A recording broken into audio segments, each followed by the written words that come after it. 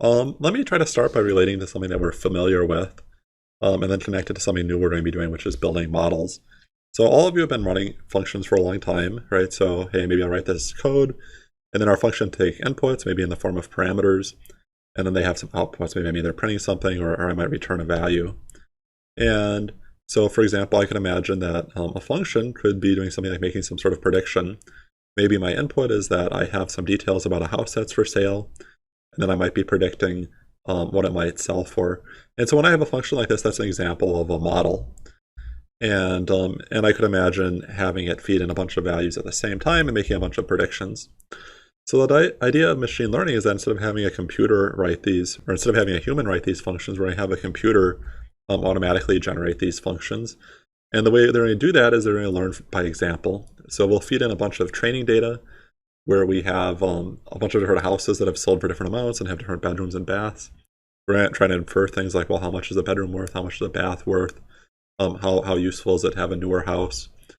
And then based on that function, we're going to be able to generate that function and then use that to make predictions on other data. And you can imagine why that might be useful for a lot of things. Maybe you're doing property assessments, or maybe you're a realtor and you're trying to figure out how to price a house properly. So the example I've given here is an example of a regression model. And a regression model is kind of more broadly a type of supervised machine learning, which is one of the main three categories of machine learning. So I'm going to start broad now and talk about these three areas, and then we're going to be talking about regression in more detail, and I'll actually explain what it is. So the three main areas of machine learning are reinforcement learning, which is basically a situation where you have to make a series of decisions, and you're trying to optimize some sort of reward. So you could imagine some sort of robot moving around in the world and picking up coins or something like that. We're not going to be doing that kind of work in this class. Instead, we're going to focus on two areas, which are supervised machine learning and unsupervised machine learning. And in both of these cases, we just have all our data up front, and we're trying to gain information about that. Some people will say there's a fourth category of machine learning called semi-supervised, but we won't be talking about that here. Within supervised machine learning, there are two different things that we're going to learn this semester. One is regression, and with regression, we're trying to predict a quantity, and then with the classification, we're going to try to predict a category. So in any of these cases where we're trying to predict something, that's known as a supervised problem. And the way it works is, well, the data we have has some labels on it. Usually there's some special column that's telling us, a quantity like the price for a house or some sort of category. And then from that, we can try to predict that label in cases where the label is unknown. In unsupervised learning, there's no special label column that we're trying to predict. We're just trying to look for general patterns in the data. And so we might do a couple things. One, we might try to cluster our data where we're placing rows into different groups. Or we might try to decompose our rows. We might notice that, I might have these rows which each have 5 numbers in them. But maybe every row is like a combination of kind of 2 component rows. And so there's some simplicity in there, even though there might be a lot of columns in our data. So I'm going to go through these 4 types of thing that we're going to learn this semester and just try to make it more concrete. So here I have a table, right? This is just a regular data frame. And so this is my index here. Here are my column names.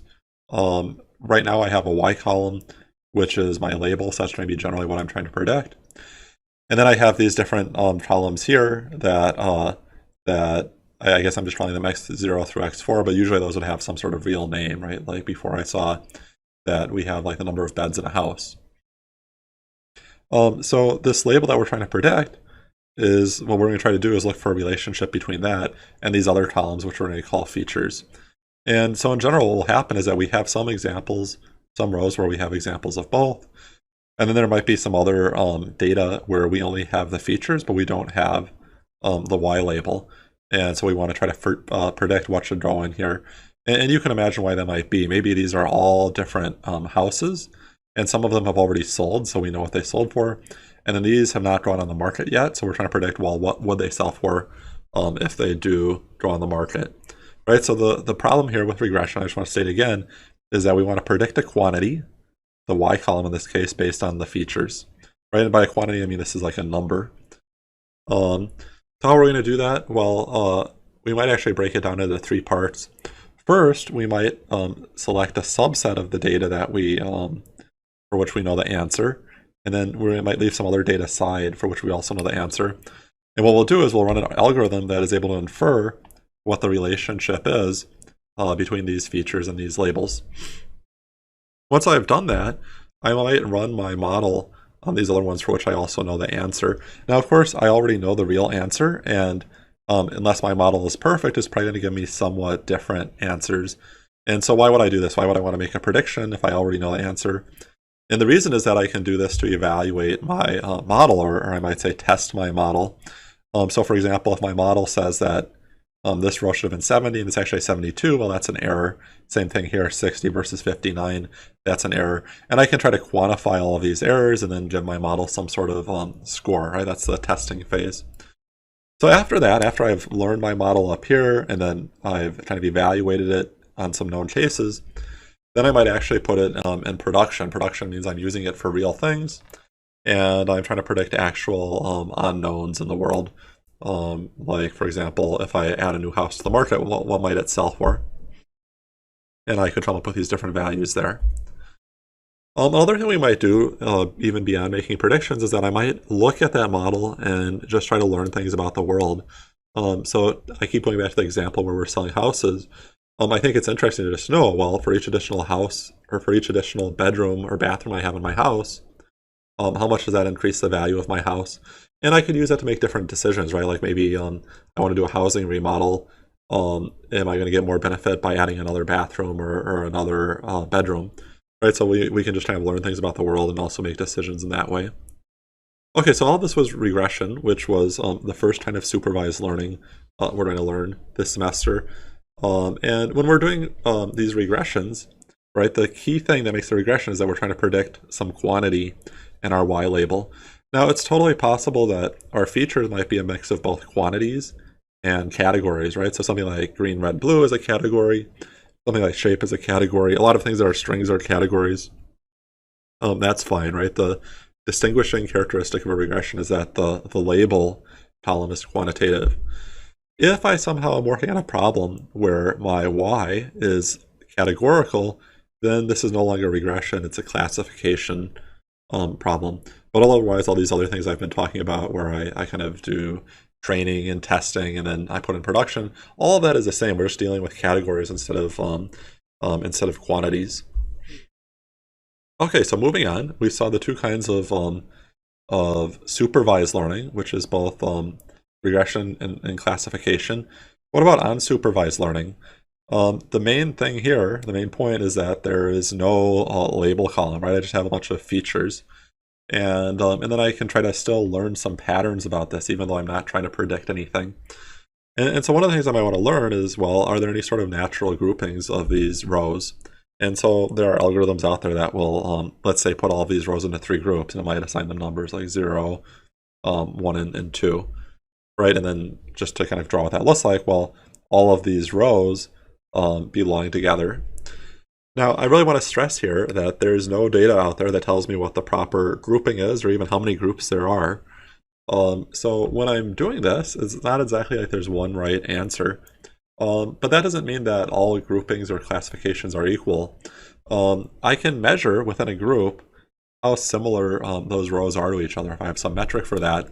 And so then my goal is to have a grouping that kind of maximizes the similarity within each group. And there might be different groupings that are equally good, right? But as long as I'm kind of having a high similarity within groups, well, then I still learn something meaningful. And you can imagine lots of different reasons I might do this. Like maybe each of these things represent a different user for my web application. And if I can say, hey, well, there's these 10 different kinds of web users for my application, I could maybe run a different marketing campaign for each of these different groups.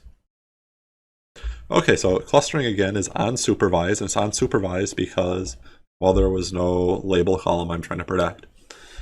The last kind of machine learning problem we're going to talk about this semester, and which is probably the most complicated, is called a decomposition. And decomposition is also unsupervised because, again, right, there's no column I'm trying to predict here. And the idea with a decomposition is that I'm going to look through all these rows and see if there's any pattern. Are there kind of a couple archetype rows that really can be mixed together to create other things? So maybe what I see is that with some small error, most of these rows are just combinations of these three rows over here, and I would call these my component rows. So you notice the columns are the same, right, between my original data and my component rows.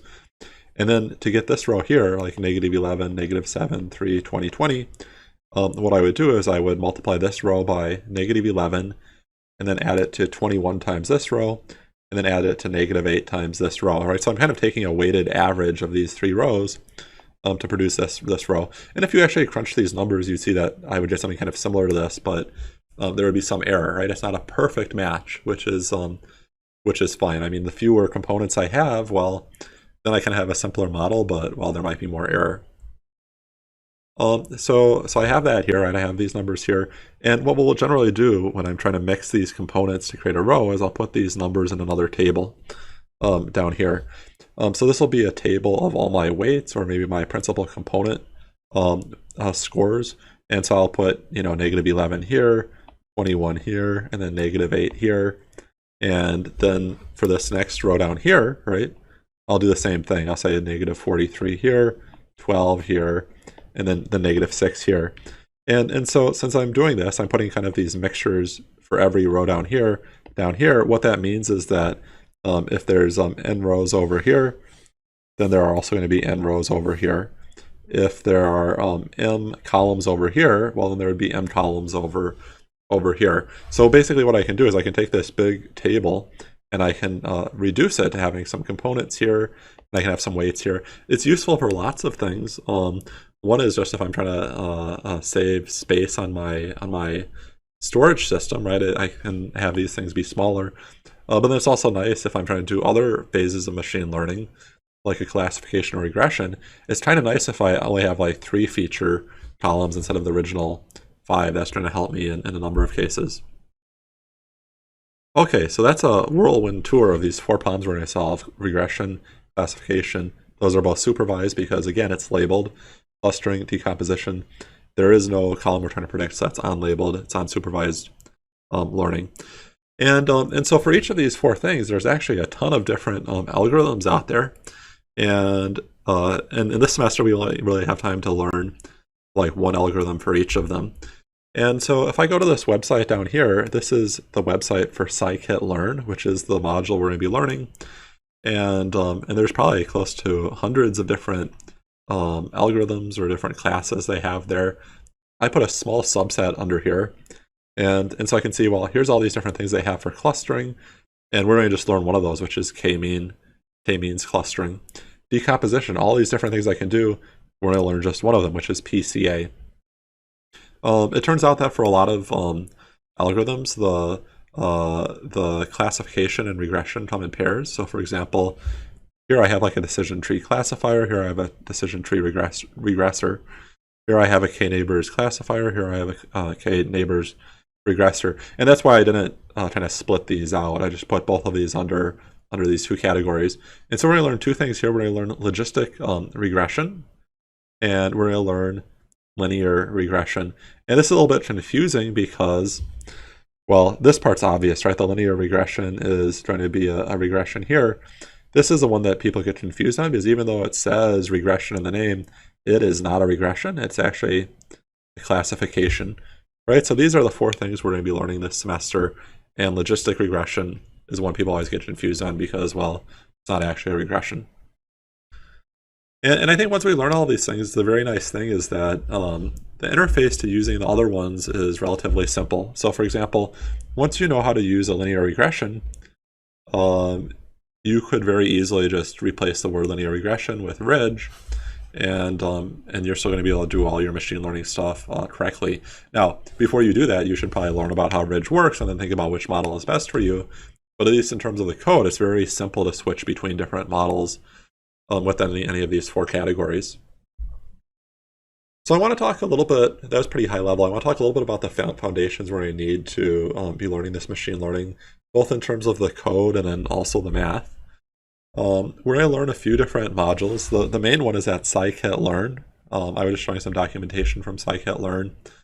We're also going to learn NumPy, which has lets us deal with matrices.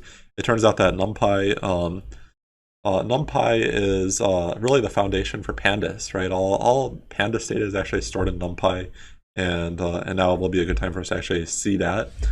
And then we're going to learn this thing called PyTorch, and PyTorch can do a couple of things for us. One is it can do calculus for us, which is pretty cool. Another thing it can let us do is it can actually let us run our code on GPUs, which are graphics processing units. Everything we've been running so far this semester has been running on CPUs, right? Your central processing unit. And it turns out that GPUs that are originally built for graphics are also happen to be really good at machine learning. And so a lot of things, if you're dealing with a lot of data or kind of complex models, a GPU will be better at it.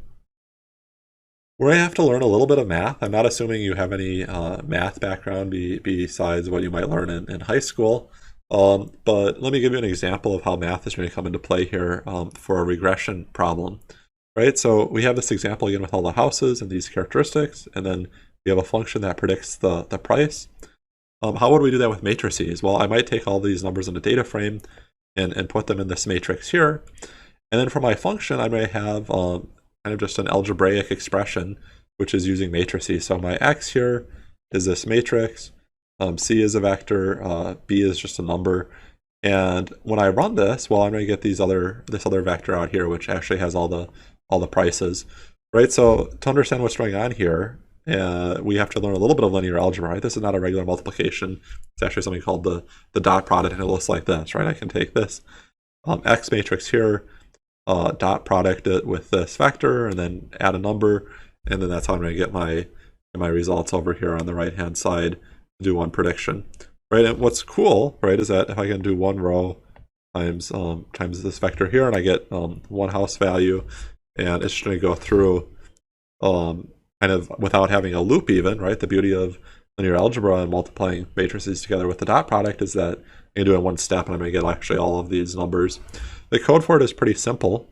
If I say data frame.values, then x is actually going to be a NumPy array. And if I want to, I can just say, well, I want the dot product of these two things and I want to add b, and it just works. So we're going to be talking about that in quite a bit more detail at some point before the end of the semester. One thing I want to note is that if you're reading other documentation, a lot of resources will use a instead of x, which I find confusing. I think that's not intuitive if you're kind of working in all of these scikit-learn modules, because those will generally use x for data. And then even stranger, right, we'll often have a c when we're in scikit-learn, but then they call that little x instead. So just be, as we're learning linear algebra stuff, I just want to say up front, and I'll say it again, be aware that the variable names are a little bit wacky. So what is kind of the scope of linear algebra, and what kind of things are we trying to solve? Well, one thing that we're not going to solve is something like this, y equals x squared. That is not linear, right? Anything quadratic or cubic or anything like that, not linear. Really, all we can do is multiply variables by numbers and then add things up, right? So this is an example of a linear equation, right? I just have I have some different variables, right? And then I'm multiplying them by different numbers. One of the things we're going to notice is that the way we're going to be doing linear algebra in this course is we actually have very big matrices and a lot of variables and a lot of equations, right? So you can see here I actually have 50 variables. So I think the key takeaway is that more variables, more data, but simpler equations. What about calculus? So here I have that situation again with the house where I have some training data. So I have both my features and my label. It goes into an algorithm, and that algorithm will basically spit out this this formula for me that I can use to predict housing prices, right? Now, it turns out that when I was doing this training, right, I had the original prices, and the new prices might be a little bit different, right? This is 140, this is 190, 240, 254, right? They're all a little bit different. And so what I can do is, for this given equation I end up with, I can have some sort of function called a loss function that compares the correct answer with my model's answers, right? So I compare these two, and I get one number out, right? That's kind of like what my error is, or how bad it is.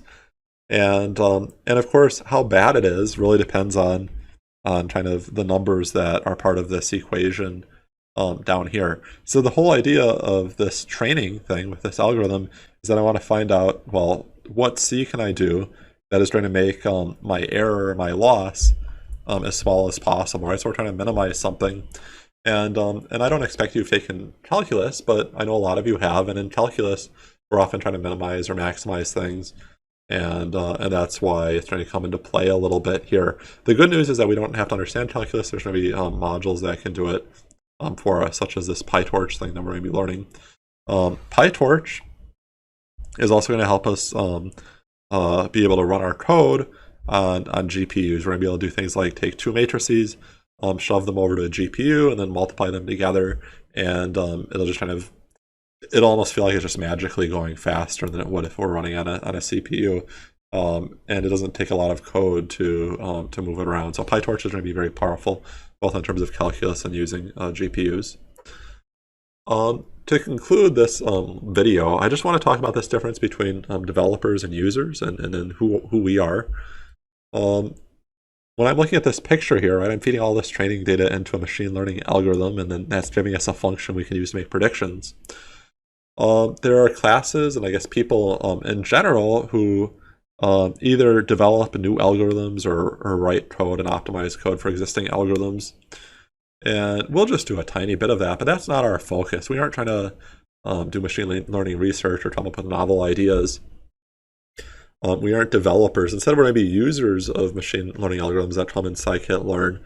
And so some of the questions that we're going to be interested in going forward for the rest of this class is, well, which algorithm should we use in sklearn? How should we pick it? And I guess how should we configure it, right? A lot of these have different parameters. In terms of the data, how can we clean it up so it's trying to work well with the machine learning algorithm we chose? And then finally, when we actually use this thing, we're going to get all these predictions that we can compare it back to the original. And how do we want to score that? There's not necessarily one right way to evaluate how good or bad it is. And so we want to get some experience with that as well. So that's a bit of a preview about what's coming up in the course. And hopefully this is kind of a fun change of pace compared to what we've been doing. Hello, in this video, I'm going to be training a regression model from scikit-learn to some COVID data in Wisconsin. So here I am on the Department of Health Services website data portal, and I can search for COVID here. And the data set I'm using is this one right here, the historical data by county. So there are about 70 counties in Wisconsin. And what this data shows me is for each day. I wonder if I can run a data browser here. It shows me for each date in each county all of these different stats. So for example, how many positive cases are there total? How many new cases are there? How about over the average of the last 7 days? And how many deaths are there? And ultimately what we're going to try to predict in this, based on this data, is, well, how many deaths are there 2 weeks in the future based on looking at the stats for today. So I had downloaded this, and I'm not going to do it again.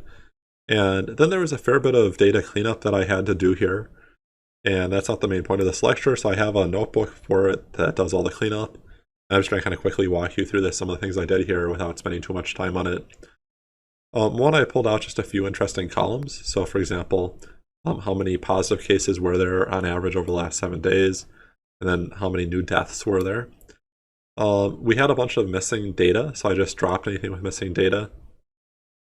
And then I converted the date to an actual pandas date time. And in the process, I dropped what hour it was. I just want to get the date without having the hour that it was posted.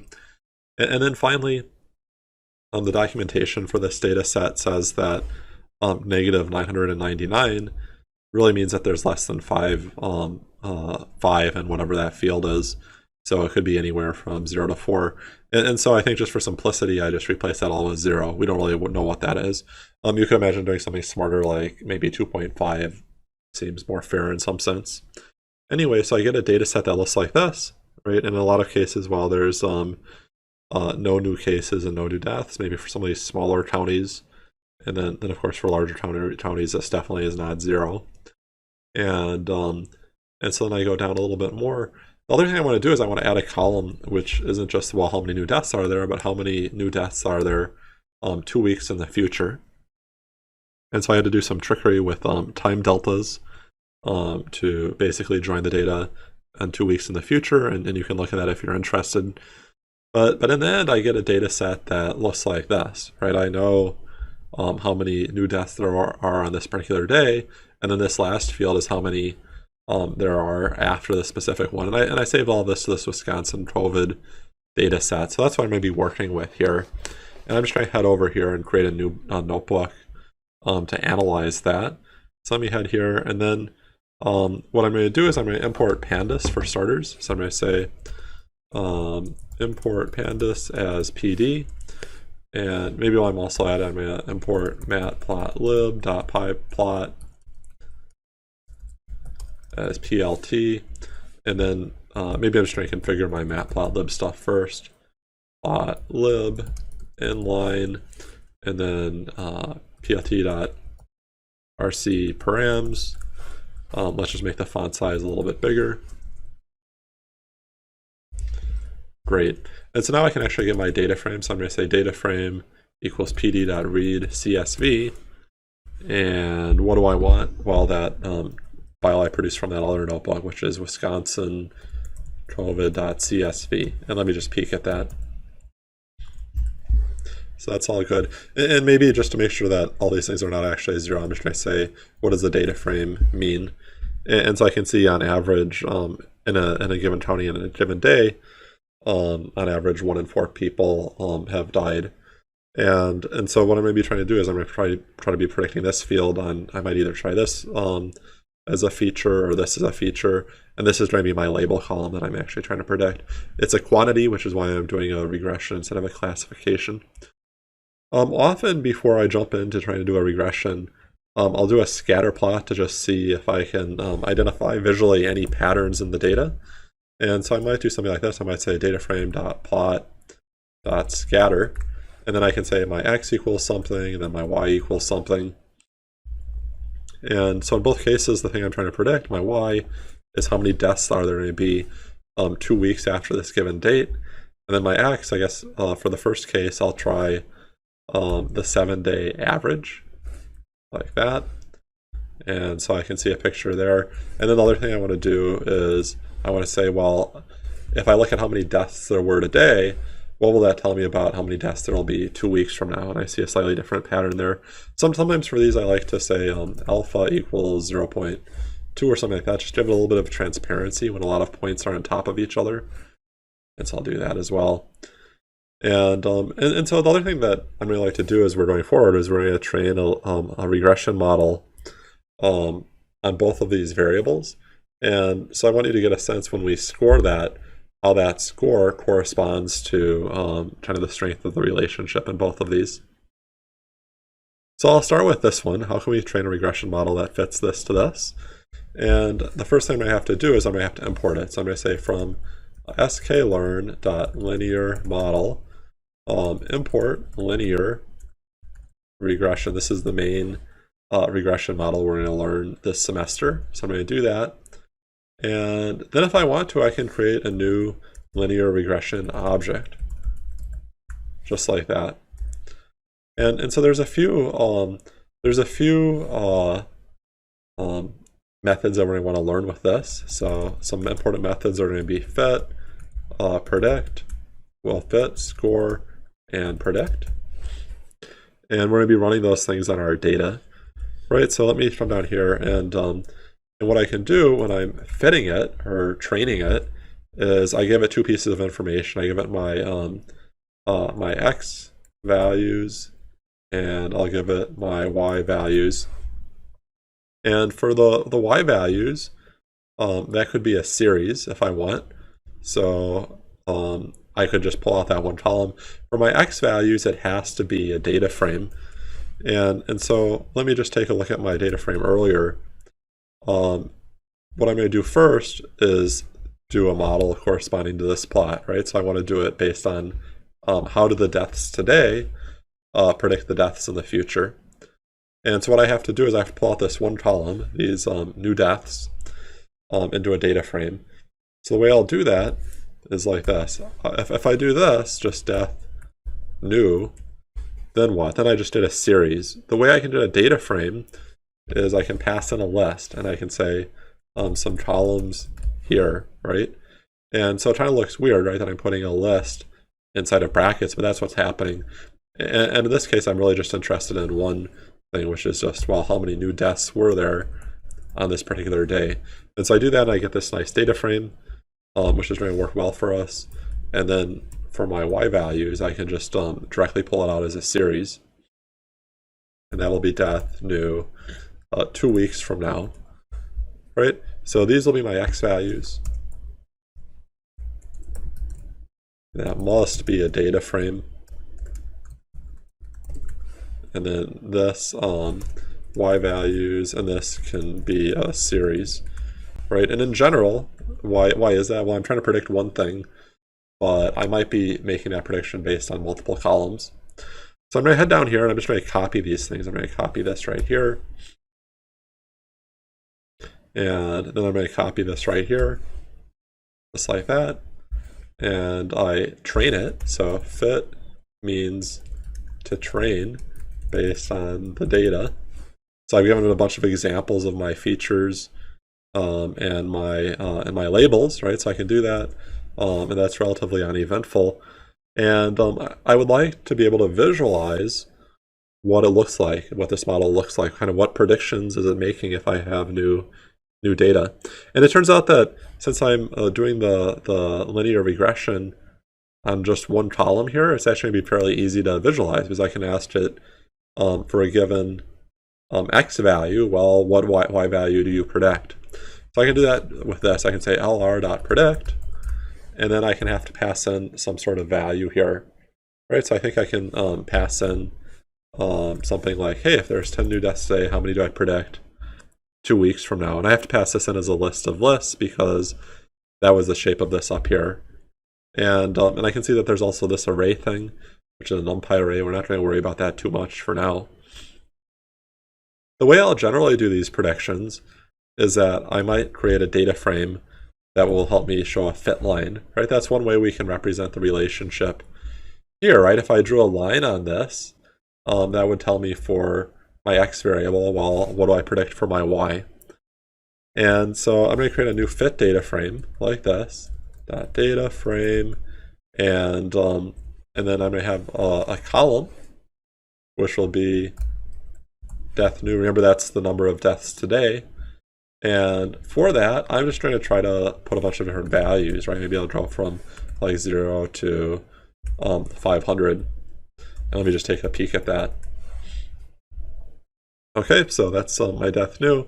And then what I can do is I can actually pass that whole thing in to my prediction to basically figure out what those y values are. So I can say lr.predict. And if I want, I can put in my whole data frame like that and try to find out that column. And again, I get a bunch of these weird values, right, in this NumPy array. But the great thing is that I can say, I want to just shove those things in a new column. And I'm going to call that this. I'm going to say that. And then I might like to say something like predicted, right, to emphasize that this is not real data, it's just a prediction. So I'm going to put this up here. And now when I run this, I can see that I have, for a given number of deaths on today, well, how many do I predict there will be 2 weeks from now, right? So if there's 500 deaths today, I guess I'm predicting that in 2 weeks there's going to be 160 deaths for a particular county. And so what can I do now? I can actually plot this thing. I can say fit df.plot.line, and I can say x equals this thing. And I can say y equals this other thing, just like this. And different models will give you different things, but the linear regression right here that I'm using is trying to give me a straight line, right? So I'm going to run that, and there's some sort of straight line there. And maybe I'll just make it red, because I'm going to soon draw some new points. What I often like to do is after I've my regression line, I like to compare it to my actual data. And so remember, I had these similar columns before, and that was all in my original data frame. And for my original data frame, I just want to draw a scatter of all those points. And then at this point, I'm not drawing some sort of prediction, I'm actually drawing real data. So I'm going to do that, and I guess it's drawing it down here. Let me actually try to put that on the same one. So I'm going to say ax equals ax, and then I'm going to have the first one return an ax. And then maybe down here I'll have the alpha be 0.2 again. And why did I put ax there? There we go. And so then I get these nice plots, and I can see that's far too long. Maybe what I should have done is I should have, I can see my data only goes to about 100, so maybe here I'll make my predictions over the range of about 100. And so I'm going to do that, and I can see how that line fits. Okay, well, how well did I do? I mean, I might try to intuit that based by looking at it. And really what I'm looking at is for each of these points, well, I'd hope most of them are near the line, and I can see quite a bit of them are not, right? And so the way we score these things is we'll look at what is the variance in the thing we're trying to predict, right? So what is the variance in this thing? A variance is kind of a measure of how much the values typically differ from the average, right? So I can get my variance, and the variance in this column is 1.35. And the idea is what we're going to do is we're going to say, well, how much do each of these points differ from the average of the points along the y-axis? And then we're going to compare that to like, well, how much do they differ from that red line that I drew, right? If the line is good, then that variance relative to the red line might draw down a lot. I'm sorry, the variance relative to the red line might draw down a lot relative to the average, which I guess I could draw as like a horizontal line. And so the way I can do that is I can come back here, and just like I fit the data, where did I fit the data? I fit it right here. I can check, instead of fitting it, I can score it. Right? And what this is going to tell me is how much of the variance is explained by the model. And that'll typically be a score between 0 and 1, with 0 being the worst and then 1 being the best. And in some kind of weird cases, it can actually go negative, and maybe we'll eventually talk about that. But generally, it's going to be between 0 and 1. And so I see this is not great. Okay, let's try to do it for our other variable that we had as well, right? So I had this one here, and just looking at the plots, I might expect that this one does a little bit better than, I think, what was it, like 9%. So I'm going to copy these things down here, and so I'm going to create a new linear regression object. And then what? Then I'm going to fit it. Where was I fitting before? Here was how I was fitting before. Instead of fitting to the deaths on today, well, let me try to fit to how many I wanted to get the number of positive cases. Where is it? Let me go up and look at my data frame again. I wanted to fit to the average number of cases over the last 7 days. So I'm going to do that now, right? I'm going to train my model, this new model, based on this other variable. How can I use this to predict how many deaths there will be in 2 weeks? And maybe right away I'm just going to score it as well. So maybe I'll just copy this and then score it. And I can see it's doing quite a bit better. Instead of explaining 9% of the variance, I'm explaining 20% of the variance. If I was explaining 100% of the variance, well, that would be very remarkable, because every point would be exactly on that line. Let me try to plot it just like I did before. So I'm going to copy this here. And so I'm going to have this. And then remember that for this fit data frame, I had to generate that up here using a range of values. All right, so I'm going to paste this here. And so what am I going to do again? I'm going to generate values from 0 to 100, and that is telling me, well, what was the positive 7-day average cases, and then I'm going to get a prediction based on that, and then I can plot a line like that. I'm going to do that, and I can see, well, something a little bit weird, right? I guess I didn't change everything, right? I see the x-axis is still how many deaths there were on today, as opposed to what I'm actually training on, which was the 7-day average, right? So let me fix that. and run that again. And so that's a little bit better. I can see that the line doesn't extend very far. That makes sense. Previously, when I was saying, well, how many deaths were there on a given day, the number was relatively small compared to the number of positive COVID cases. And so maybe I'll redo this. Instead of going from 0 to 100, maybe I'll go from 0 to like 900. And so I run that, and I can see this is a better fit. Right now I'm explaining 20% of the variance instead of just 9.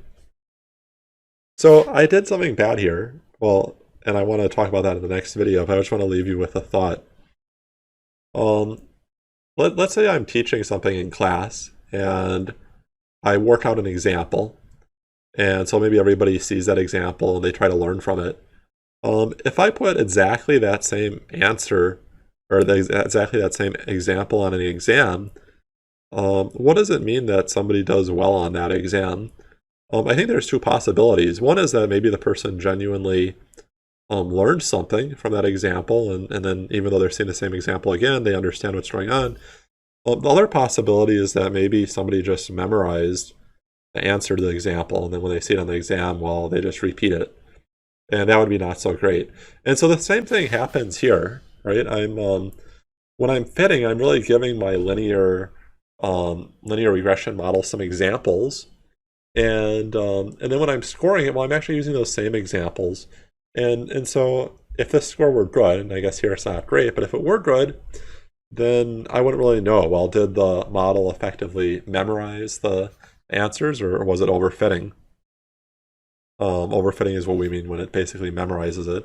So next time I'm going to talk about how we can actually deal with that problem and get a better sense of whether it's doing a good job. So last time I talked about this issue of basically evaluating our model on the same data we fit it to, right? The model can effectively memorize the answer and look like it is doing well even if it didn't really learn anything.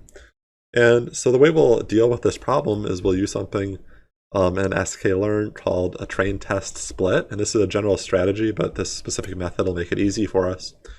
And what we'll do is I'll take our original data frame and give us back 2 data frames. We'll train our model to 1 data frame, and then we'll evaluate it on the other one, on the data the model has not seen before. And so it's a better test of whether it's doing well. And so I can see that there's a number of things I can pass into this. One is I can say, well, what ratio of my data would I like to go into my test set. I can say other things like try to stratify the data. Like, let's say I was dealing with something categorical. I might want to make sure that I have a similar number of categories on both sides. I'm not trying to do that here, but I will specify a trained test set. So let me import this thing. I'm going to say from sklearn import, it's sklearn.model selection, import train test split. Okay, and then I'm going to say train test split. And I'm just going to try to split up my data frame that I have originally. And basically, it's returning something called an array with 2 data frames in it. And so the way I can capture this is I can say, well, I have my train data frame and my test data frame as the order it's going to return them in. And so let me take a look at these. Here's my train data frame. And then here is my test data frame. And you can see that it kind of shuffled things around, right? If I look at the index, and I'm dealing with different data, right? So this is the data frame that my model is going to learn from. And then this other one is the one I'm going to use to actually make sure it learns something. And so I can see right now, if I look at this, there's 6,300 down here and then 19,000 up here. And that's because the default split is 0.25. So I could do something like this if I want. And then that would make this first one bigger and the next one smaller. So I'm going to do that. And then let me just see what I did wrong here. I think I actually have to say test size. So I'm going to say test size equals that. And then this is going to be a little bit bigger, more data to test on, and then a little bit less data to train on. And so there's some trade-offs there. Anyway, now what I'm going to do is I'm going to head back to this example that I had earlier where I was doing my training. And the idea is instead of fitting and scoring on the same data, I'm going to fit to my training data and then score on my test data. So I'm just going to do it again from scratch for review. And I'm going to say LR equals linear regression. And, oh, there we go. And then I'm going to say LR.fit. And I have my train data frame. And then I have a list of columns here. And then here I may have my Y column. Right? So that's the general strategy. And then what I want to do is I want to score it. Right? And when I'm scoring it, I'm going to give it a Y column and an X column again. Oh, sorry, I have to say train DF here. I'm going to give it that same information, but now I'm going to be doing the test data frame. Right, so I'm going to say test data frame, and then same thing down here, test data frame. Right, and then what I'm going to do is, for this, I'm going to pass in a list of columns like before. And what was I doing last time? I was looking at this positive 7-day average, and so I'm going to pass that in, just like that, and the same thing here. And then over here, I can just look at that thing that I'm trying to predict, my Y, which was this thing. I'm going to pass that in, and then the same here. I'm going to do that, and I see that, okay, my score is 0.16, whereas what would happen if I wanted to run it on my original training data frame, like that, training data frame. And here it does better on the data I trained it on, so this suggests that there is some overfitting here, right? The model does better on the data it learned from instead of some new data it hasn't seen before, and so that of course is a concern. And so there's different things I can try to do to avoid that, and we'll eventually talk about some of those things this semester. Hello, today I'm going to be talking more about how we can determine whether or not a model is doing a good job or not. How can we interpret different scores and make sure that we aren't getting a good score just by chance? And so I'm going to be picking up last time with the model that's trying to predict COVID deaths 2 weeks out based on the current number of cases. And so let me just quickly review what I did last time. We were doing a train test split on our data frame, and our data frame looked like this right here. And it was per county, and then there's every day in the year there. Then I created this linear regression model, which I imported from sklearn.linear model. And then I did two things with it. I fit it to my training data, and then I scored it on my testing data. And these were the two pieces, my training data and testing data came from here. And so when I was doing this, what I basically did is I put in my Y values, which is what I'm ultimately trying to predict. And then here I put in my X values, or my features, which are things I know right now. So for example, right now I know the 7-day rolling average of positive test cases, and then 2 weeks out I'm trying to predict, well, how many deaths will there be? This can be a single series, which is why we just put a string in the brackets after the data frame. Here we actually have to pass in a full data frame, because in general we might have multiple features. And when I pass in a list to the brackets after a data frame, well, I get a smaller data frame. And that's why I have the double brackets there. So anyway, so I have this 0.2, and we know that the score will be somewhere between 0 and 1. So it's a little bit hard to say how good this score is, right? Maybe you always get something like 0.2 by chance. Do we know? So that's one of the things I want to talk about today. And then the other thing that you might notice is if I rerun this a few times, oh, now I'm at 27%, 30, 32%, 24%, 24, 28, 26. So you can see that based on how I do this train test split, I can get very different numbers. And so that doesn't give us a lot of assurance. So how can we get some more stable numbers out of the system? I'll just give you a kind of a hint of what the problem is. If I look at train DF and I look at this column here, which is the thing we're trying to predict, let me do that.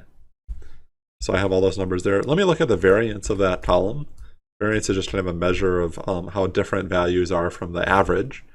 And then I'm also going to do that same thing for the test. And so when I do that for the test, I see that actually they have quite different variances. And if I run this again, well, it's going to randomly shake out differently. Now the test data actually has a higher variance than the training data. And we're going to eventually look at how this scoring function works, but it turns out that it's very much based on this variance which is why we have such a noisy measure. So let me head over to the slides and try to give a preview of the things we're going to talk about today. We're going to be learning 4 new functions related to model evaluation. So first, we're going to learn these 2 functions here, which will let us score our models.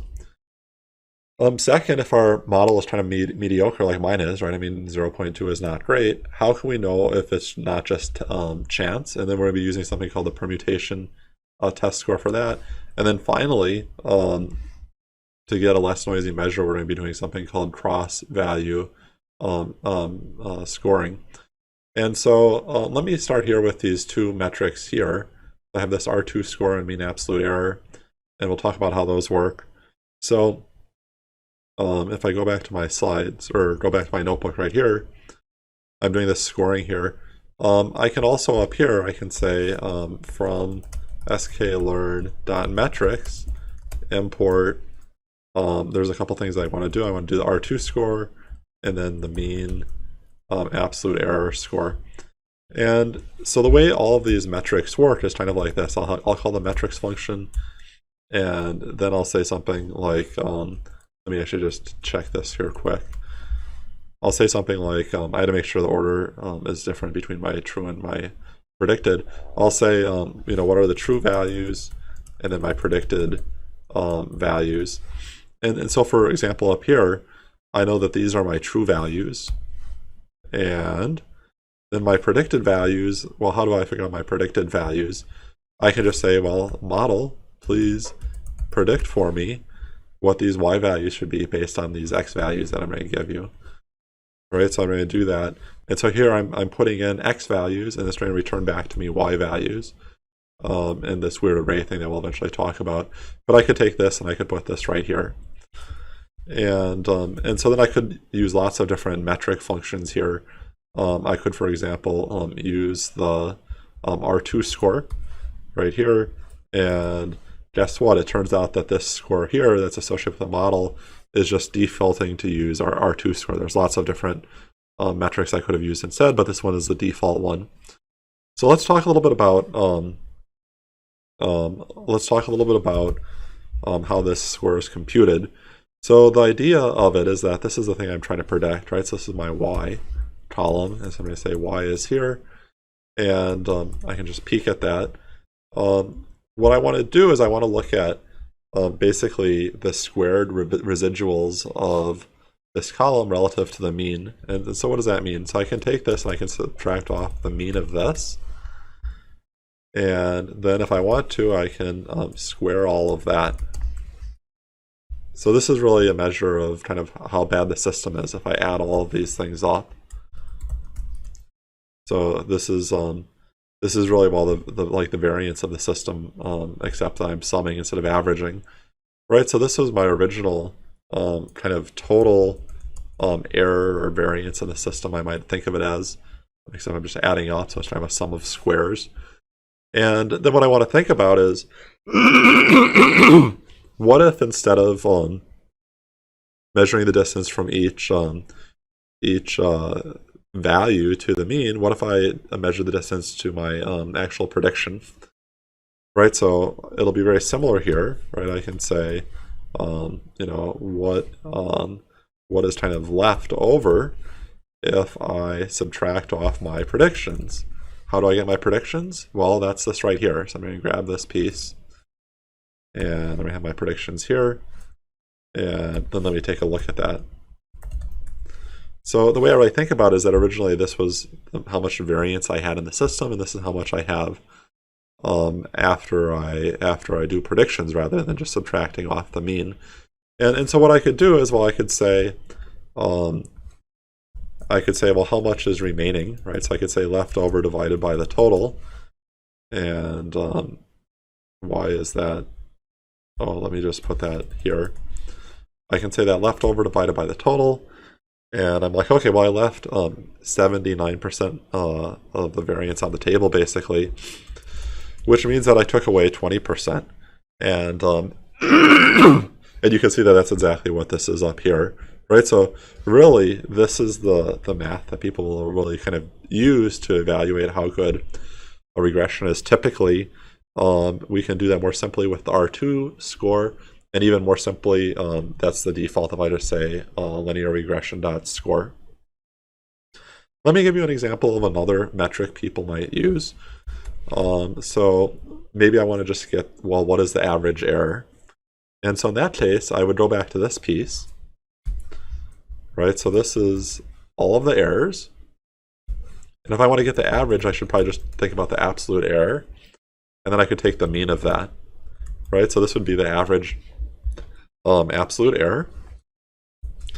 And it turns out that that is just, rather than me calculating that myself, I could just grab this mean absolute error here. There's lots of different metrics in here, and I think if I hit Shift Tab, well, maybe it's just regular tab, I can see all the different metrics that come here.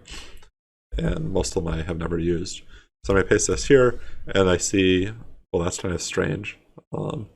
It should be the same. It should be the same number. Why is that not the same number? Because I wanted to get the error by predictions, not relative to the mean. And so, I'm sorry, this was the thing that I wanted to, this is the thing I had wanted to grab, right? So I wanted to say, you know, here are all my errors, take the absolute value of them, right? Some errors are positive or negative, I just want to have the absolute value, then I have the average, and why is that invalid syntax? That usually probably means I have a mismatch in terms of my parentheses. I see, so this one has is matched up there. So I don't know why I grabbed that squared. Okay, so I can see that this is all my errors, and then I'm taking the absolute, and then I'm taking the average. And now thankfully, okay, I will actually get the same thing that I have down here. And so again, right, this is just a shortcut for this kind of more complicated math, but it's another metric. In terms of how these metrics work, this one is kind of counting all errors more equally. You know, error that's twice as big is just twice as bad, because this one up here, where I'm doing the, when I'm doing, where is it?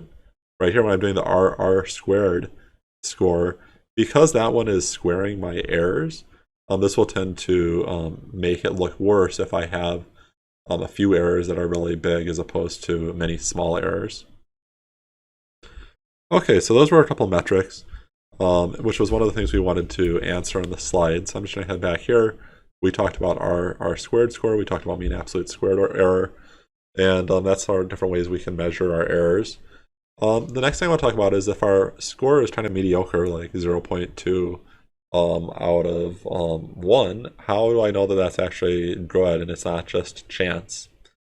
And the answer is that what we'll do is we'll take our original data here and we'll score it with our model, right? We'll train a model of the x's and the y's and get a score. And so let's say my score is 0.8, which is not that good. What I'll do is I'll shuffle around the data so I know that there's no relationship between the y's and the x's, right? So what I'll do is I'll take this y column and just randomly shuffle it, and the word for that is permutate it.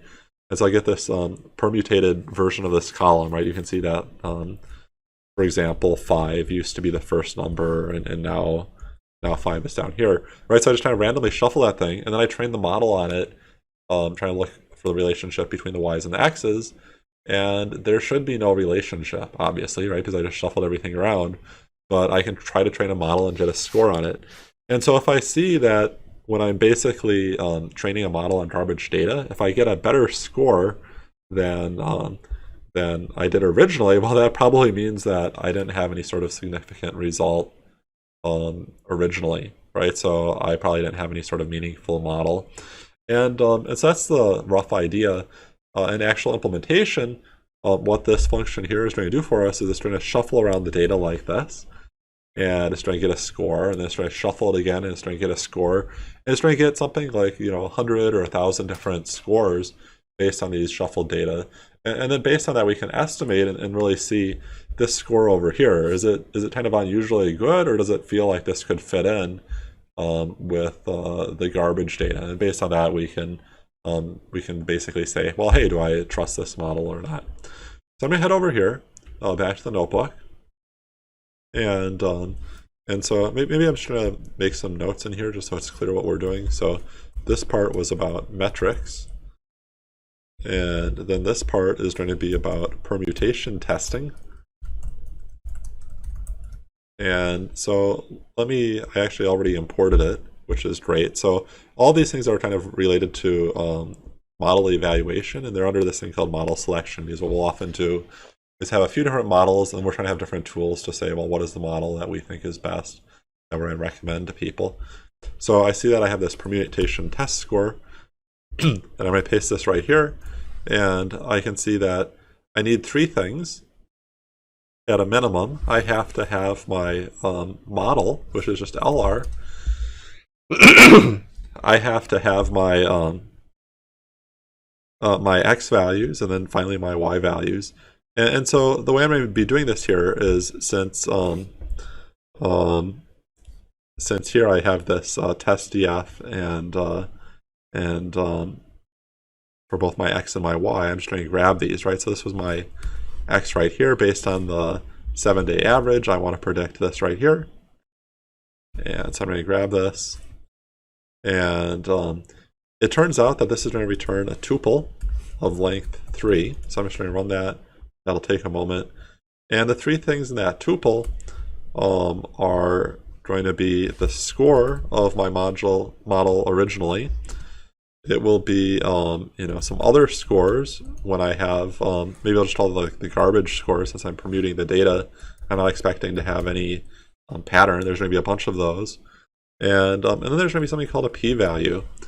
And what the p-value is telling me is, well, what is the probability that a score this good would be generated by a system that's generating all these garbage scores, right? And so if this is really small, then I can see, well, this is actually much better than my garbage scores, and so I actually have a significant result. So since these are the three things that it's returning, right, I know that T is a tuple, I can just put that here and it'll automatically unpack those things for me. So I'll take a look at this, and then I'm going to get a score for my model, and then I can have my garbage scores here. I see there's a whole bunch of them.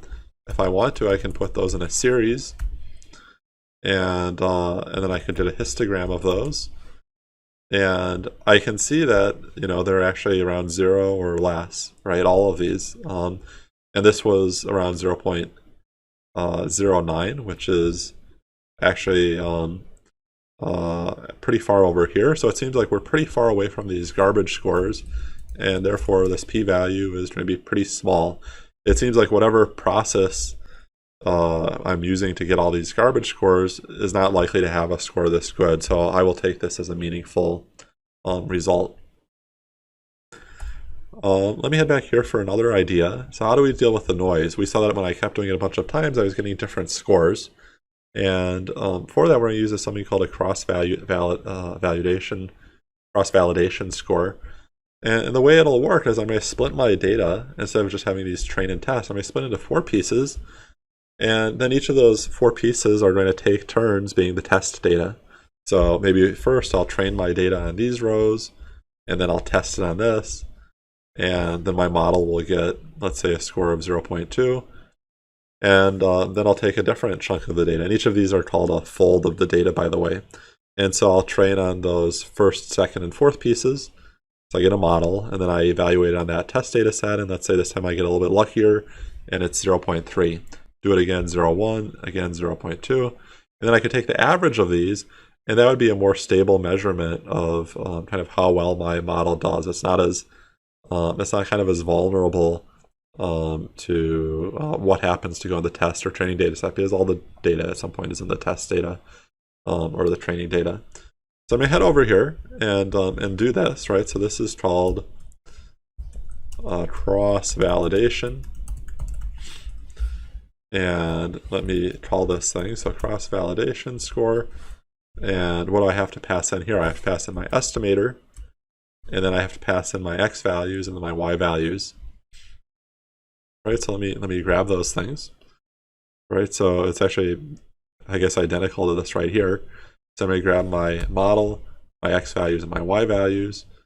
And this time I just want to do it on all my data. So I'm going to say data frame and then data frame. And actually, really, what is kind of the best practice is just do that in the training data. And so I'm going to do that, and then I get all of these scores back, right? And the reason is that there were 5 folds by default. So I could say, in this picture right there is 4.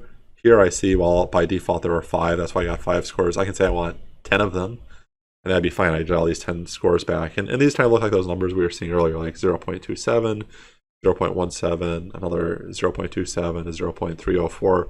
Right, if I head back here, and I just kind of run this thing a few times, those are the kinds of numbers I'm getting out of it as I randomly split my my train and my test. So why is this useful? Well, I can have my scores here, and I can say a couple things. I can say scores.mean, and so I can see, well, on average, my R2 score, R squared score is going to be 0.21, but I could also get some sense of the variance, and that'll tell me how sensitive I am to what data happens to end up in the test or training data set. And that probably depends, how much on how much I have some outliers, and how much outliers define what happens with the scoring. Okay, so this will be the way we'll generally do it. And so one last thing, right? When I was showing this picture here, right, I kind of said, well, hey, I have all my data, and then I just split it up into train and test. Why didn't I use all my data here? And the reason is that even though that would have been fine to do in this example, what you're often going to be doing is you're going to be trying to do a few different models. And what you'll want to do is you'll want to do cross-validation on each of the models, and then you'll see, well, one has the best score on average. And you say, well, that one's the winner. That's the one we're going to use in the future. And so there's this risk when you're doing that. Let's say I evaluate 20 models and pick the best one. The best one probably did a little bit better than it should, right? If I do 20 models, some will just by luck do better and some will do worse. And so even though that's the right process to pick the best model, I shouldn't go brag about this cross-validation score, because it wasn't like I was just doing one model as in here. I was doing many models. So what I would do is I'd look at this cross-validation score across each of my models, pick the best one, and then finally would I go back and actually do my real test data, which is still hanging out here. And then that's what I would report as the kind of accuracy of my favorite chosen model. Well, in this video, we're going to be learning about scikit-learn pipelines. We've been learning how to use linear regression as a model. And often our model will have to transform the data in some sort of way before we can actually analyze it. And so what we'll end up with for our models are these pipelines where we do a series of transformations, and then at the end, we'll use an estimator, is what they call it in scikit-learn, to actually make predictions. And so for this example, I'm going to be using a slightly more complicated data set. In Chicago, right, which is right on Lake Michigan, they have all these sensors on different beaches which are measuring things about the waves. And so we're going to be looking at this data set, all these measurements. So I can see, well, here's an Ohio beach, here's 63rd Street Beach. And then I know all these things about these sensors, like how warm is the water, turbidity, other things like that. And the Y that we're going to try to predict is, well, how big are the waves on this beach? And we're going to be using things like wave period to predict it, or maybe by looking directly at what beach we're on. And so there's some garbage data in here, so I've cleaned that up. So this is a picture of all the data where I have the wave period on the x-axis, and then on the y-axis I have wave height. Then I also try to break it down and to look beach by beach. So here I'm kind of pulling out all the beaches as a sorted list that's unique from the beach name. And then what am I doing down here? I'm drawing each beach separately. So I'm creating some subplots, and I'm looping over those, and I'm basically plotting each beach, right? I'm doing some filtering in Pandas. I'm plotting each beach in a different AX region. And so I look at this. And so there's a couple observations right away. Often before I do modeling, I like to just do a lot of scatter plots and try to get an intuition for what's going on. One is that I do see that what beach we're on is an important variable.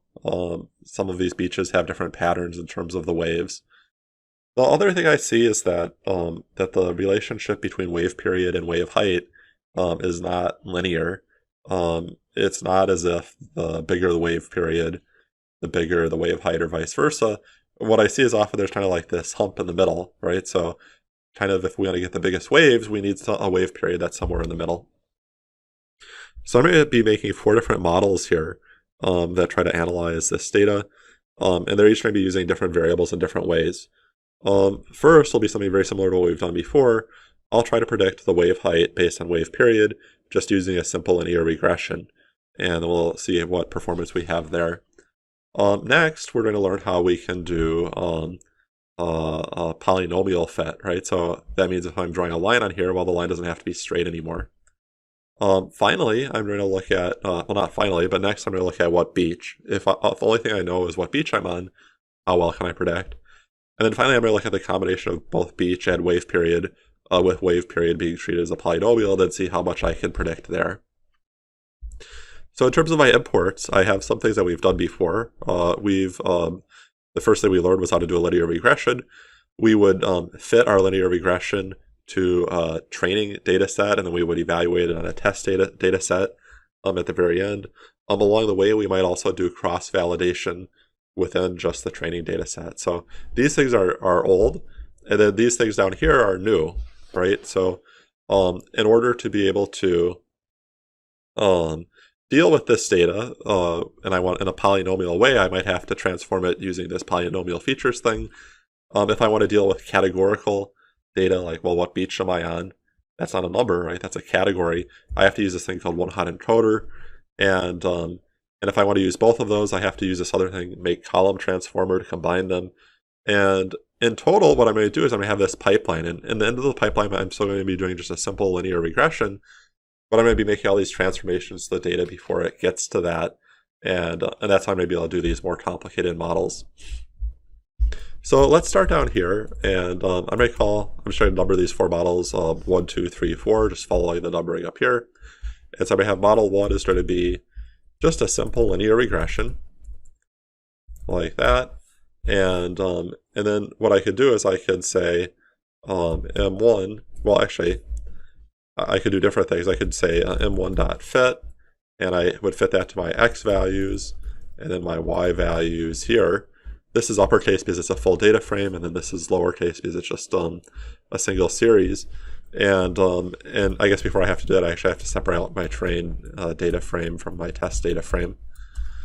I'm going to say train test split df, and maybe I'll just look at the length of both of these.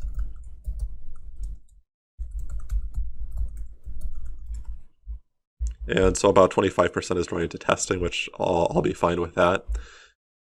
And so then down here, I have to have my train df, and then here I can put a list of features, and then over here, I'm going to have my train df again, and then I'm just going to have my y column.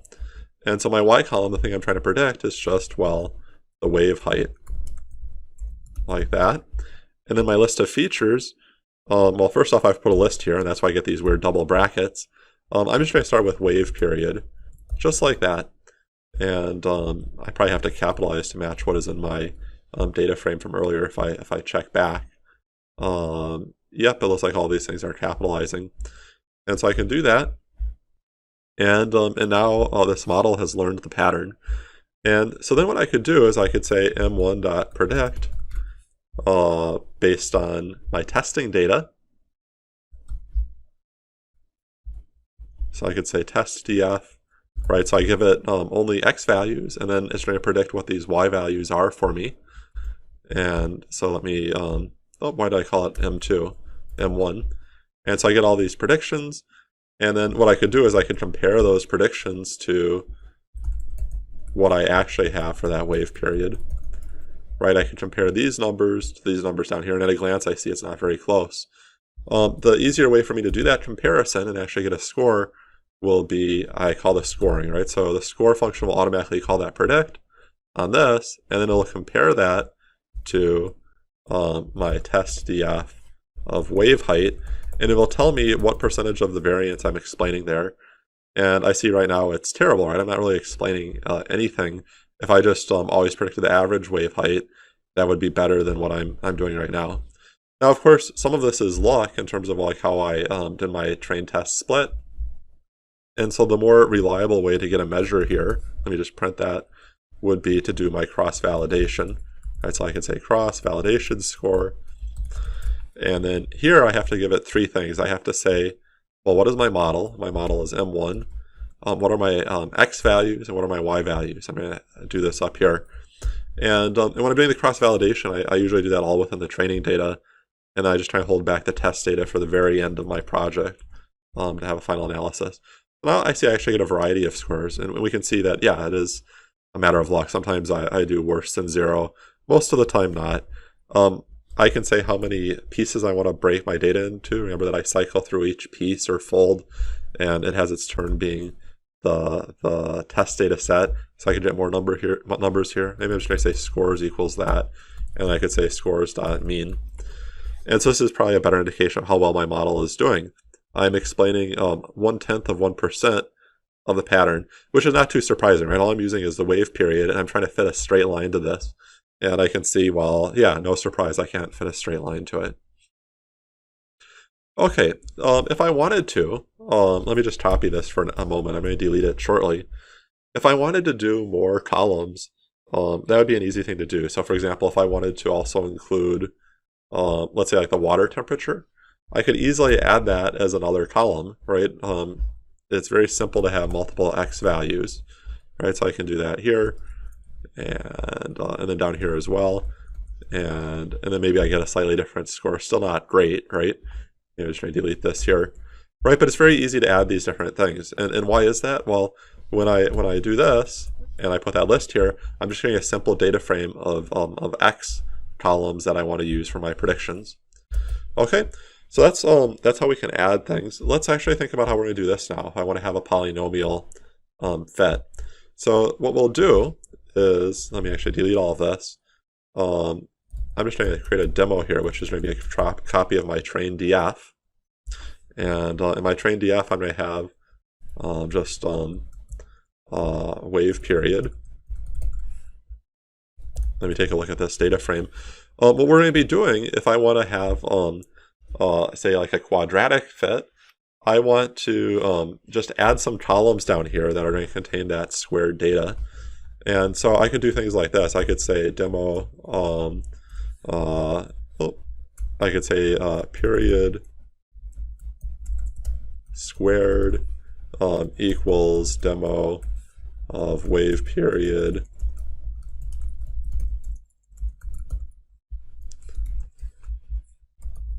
that, or I could have like one that's cubed like this. And why is that unhappy? Because I'm doing like a comparison, not an assignment, so I just assume that's already exists. And so if I do that, then, and you know what I want to do, I actually want to copy this so that it doesn't complain. I can see what I'll do is that this column, well, 2 squared is 2, 2 cubed is 8, 3 squared is 9, 3 cubed is 27. And so what I can actually do is I can do a linear regression across these things, right? And so even though it's technically a linear regression, it's going to act like a quadratic or cubic regression because I'm just treating these as regular columns, right? And I can put kind of weights to how important these things are. And so how can I do this? So here I was just manually adding these things. If I want to, I can use this polynomial features thing. And so down here I'm going to say poly equals polynomial features, and I can say poly.fit transform. And what I want to do, I want to transform my data right here. This was what I had before. So I'm going to run this thing, and I see that I get all these different columns. And if I wanted to, let me capture those in data, right? This is one of those NumPy arrays, which we'll eventually learn about. Until we learn about it, I just want to put in a pandas data frame so I can better see what's happening. So I'm going to say pandas.data frame, and then I'm going to put my data there. And then I want to figure out what the column names are on those, and it turns out that this thing will tell me that as well. So I can say, I'm sorry, poly will tell me that. So I can say poly.lit feature names, just like that. And I actually have to say columns equals that. And now I can see, well, I have x and then x squared, and I actually have to tell what my original name was for that to work. I actually have to have like a list of that, excuse me. And so I can see, okay, well, I have period and I have period squared. And if I wanted to up here, I could say things like, well, I want to have it be a 4th degree, right? So I could have period, period squared, period cubed, period to the 4th. You can see it also is giving me period to the 0th, which is just a column of 1s, right? And so what I'll often do is I'll disable that. That's called the bias column. So I'll say, I don't want that thing. And so now I actually have something that's very similar to what I did above manually. And I could do that with my data, right? I could, if I wanted to, I could do this transformation on both my training data and then my test data, and then that's what I would do all my modeling on. Now, I think to keep things simpler, what we'll want to do is we'll want to automatically transform and then immediately apply the linear regression. And so it turns out that pipelines, which I also imported up here, make that really easy to do, right? So I can create a pipeline down here like this, and maybe I'll just draw this. This is going to be my second model. It's going to be a pipeline, and then we have to pass in a list here. And the way the list works is that I will have like transformers, and I might have like one or more of those. And then at the end, I'm going to have an estimator. Right, so all of these things are going to be modifying my data in some way, maybe adding more columns. And then at the very end, I'm going to actually do my real model. And my real model is just a linear regression, like that. And then here, well, what are my transformers? Well, I'm just going to do polynomial features, like this. And I think degree of 2 will be fine for us for now. And so I have these two things. And then the other detail about this pipeline is that we have to name each of our stages of the pipeline, and the way that it wants us to do that is it wants us to put these things in parentheses to create a tuple, and then put a name as the first part of the tuple. So I'm going to call this transformer poly because it's a polynomial transformer, and then this thing, I don't know, I'll just call that LR for short, right? It doesn't really matter. All right, so let me just take a look here. M2, it kind of shows me all these details of it, but now M2 is just a model, right? And it's a lot like a simple linear regression. I can do it in all the same ways. So for example, if I head back here, all of this stuff I did before, I just created M1 as my model, and I did all this stuff on it. I can do all those same things down here, right? So if I run down here and I just say M2.fit, and maybe I'll just delete this for simplicity, everything's the same. And I can see, well, maybe I'm doing slightly better now, right? So what was my score before?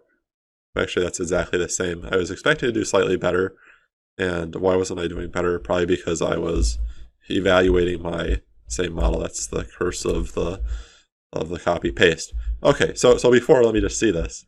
I was explaining 0.1%, well, I guess closer to 0.2% of the variance, and now I'm explaining more like 4.6%. So I can see that model 2 is a huge improvement on model 1. And the only thing I really did there, I'm still doing a linear regression, but I'm just giving it a little bit more information to work with by giving it these extra columns. I have a column that says something like wave period squared. And going way back here, the intuition is right, as I'm fitting a line here, and that line doesn't have to be straight anymore. It can be a quadratic line that kind of curves. Okay, so we have two of these models. We have this one, which was terrible, right? It told me almost nothing. Sometimes this one, depending on your trained test data set, would actually lead you farther away from the truth than if you just always guess the average. This one is actually doing somewhat well, right? It's explaining almost 5% of the variance.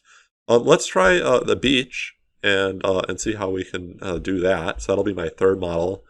And so if I come down here, I think for this one, I'm just going to go back to here and try this as a first attempt. Maybe I should have some comments here, right? So this is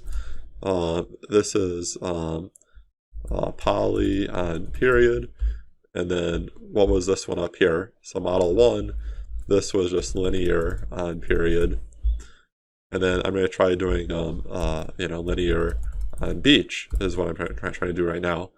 And so if I have this model, I'm going to call this model 3. And maybe I'm going to delete this again just to keep it clean. And I'm going to do this down here. The main thing I want to do is instead of having it be wave period, I want it to be the beach name. If I head all the way up here, I just see, well, that's beach name. Okay, so I'm going to head down here, and I want to predict the wave height based on beach name, right? So just like that. And then this is also beach name down here. And this is trying to complain to me. And what does it complain about? It says, could not convert to a float. Ohio street beach is not, it cannot be converted to a float. And that makes a lot of sense, right? So this thing here, if I take a look at it, that's categorical data. And it turns out the linear regression, we'll eventually learn why, but it wants everything to be numeric. And so that's a problem. And so how do I deal with this? I mean, maybe one idea that students sometimes come up with is that I could encode these. I could say like 1 means Ohio Beach, and then maybe 2 means Calumet Beach, and then maybe 3 means something like Montrose Beach. And the problem is that if I put these numbers like this, the linear regression model is going to assume they're meaningful. And so what that means is that if the model learns something about Ohio Beach and then it learns something about Montrose Beach, it mistakenly thinks it knows something about Calumet Beach. It's going to think that that's somehow the average of these other two. And of course, that's not true, right? I mean, I kind of arbitrarily put these numbers here. There's no reason to believe that this beach has characteristics that are kind of average of other two. So that's not going to work, right? I can't encode it that way. The idea that we're going to use instead is called one-hot encoding. And one-hot encoding looks like this. One-hot encoder. It's going to be like that. And I can say one-hot encoder.fit transform. I'm going to fit transform this data right here. And I get this weird thing that's, well, whatever is that? That's like it says it's like a sparse matrix. We're going to eventually learn more about that, but I can convert it to this thing, which is a NumPy array, and then that thing I can actually put into, maybe I'm going to simplify this a bit. That thing I can actually put into a data frame, right? So I'm going to say pandas.data frame, just like this. And then just like before, I want to figure out what these columns are. And so just like with the polynomial transformer, I could say get feature names, same deal here, right? I can say one-hot.get feature names, like that, and then I have to tell it, well, what was I originally operating with, and I guess that was like the beach, and why is that unhappy? So the shape of the values passed is this, and the indices imply something like that. I wonder what is drawing out wrong there. I think my problem is that I need to say like columns equals that. Okay, and so how is this working? So the first one, my first row was Ohio Beach. And you see that I have actually a column for each different beach. And what we'll do is we'll set, within that, we'll set it to 1 if it's an Ohio beach, and then it'll be 0 in all the others. If I go a few down, I see that I have a Montrose Beach in position 4, right? And so in that case, I'll put a 1 under Montrose Beach, and then a 0 is under others. And that's why we call it one hot, right? So I guess the place where it's hot is where we have a 1, and then everywhere else it's a 0, right? So if I have this, even though I started with some categorical data, I can end up with something where I have a bunch of numbers. And so if I clean this up here, let me go back to this. I'm going to actually delete all of this because this was kind of a dead end, right? What will be a closer inspiration is the pipeline I used before with the polynomial features, because just like polynomial features is a transformer, so also is one-hot encoding, right? So I'm going to tweak this. We're on model 3 now, and this is one-hot, and here I can just blow all this away, and I can say one-hot encoder, just like that, and then I can do my linear regression down here.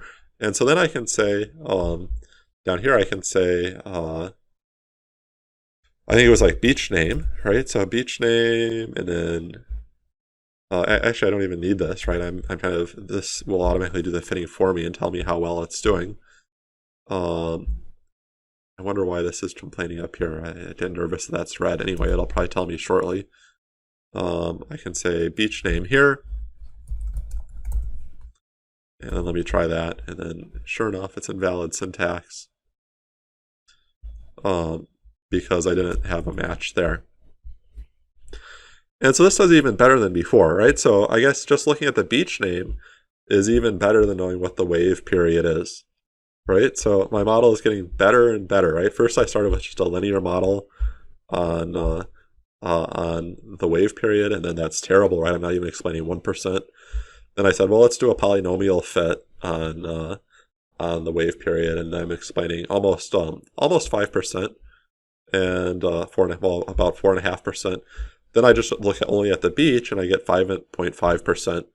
And so the kind of natural next thing to do is, well, let's do the regression on both beach and also polynomial of the wave period. And maybe I can do even better, right? Maybe both of these things are providing me some information. And so here's where I get to have a challenge, right? Because I want to do one-hot encoding on the beach name, and I want to do polynomial features on my other column, right? So I have to have some sort of way of combining these things. And it turns out that that's that last piece that I imported up here. The make column transformer is going to let me stitch together multiple transformers, each of which applies to a different column. So I'm going to come down here, and I'm going to copy this from my inspiration for kind of model 4. All right, so I'm going to have model 4 now.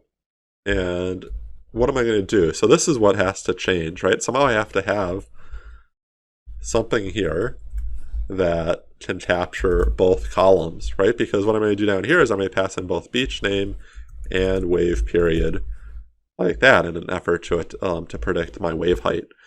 And so how do I do that? Well, I'm going to call that thing that I imported, which was make column transformer. And when I'm calling that thing, and when I'm calling that, what I'll do is I'll have just a series of transformers. And so I'll have like transformer 1 and then transformer 2. And if I wanted to, I could have more, but I don't need that in this case. Each of these things, each of these transformers is going to be a tuple, and the tuple will be the transformer, and then it will be a list of the columns that it applies to, right? So both are going to be like this, right? I have these tuples, and maybe I'll just try to put a new line there. So I'm going to have these two transformers and then a list of columns. And so I think what I want to do is I want to do one-hot encoding on the beach name, right? So I'm going to copy my one-hot encoder right here. And then what column does that apply to? Well, that applies to the beach name column. And then my other one was polynomial features, which I should just copy from up above. That was this thing right here. Polynomial features is my other encoder. And what does that apply to? That only applies to wave period. Okay, so I have this this model 4 now, and then I can, well, try running it, and now I see I'm getting up to 9.5% of variance explained, which is actually, well, I guess I wish I was explaining 100%, but I can see by kind of considering both these factors, I'm explaining quite a bit more than I would have otherwise. So one last thing I want to do before I wrap up this video is I want to talk about why we have these names here. And I can use this. We can use pipelines like a dictionary, right? So for example, that means I can put both here. And what will that give me? That will give me this column transformer that I created right here. And so if I wanted to, I could kind of peek at what this thing is doing as a way to debug my model. I could say fit transform. And then what I could do here is I could say, well, this is the data I'm working with. So I could see that, well, and then I guess I'd actually need to have some column names here as well. But I could see, well, this is what I'm dealing with. So let me do a data frame here. I could see that it has all these columns here that have the one-hot encoding. And then I have these columns here that are doing polynomial features on the other things. So this is the data that I'm using to try to predict what the wave height is.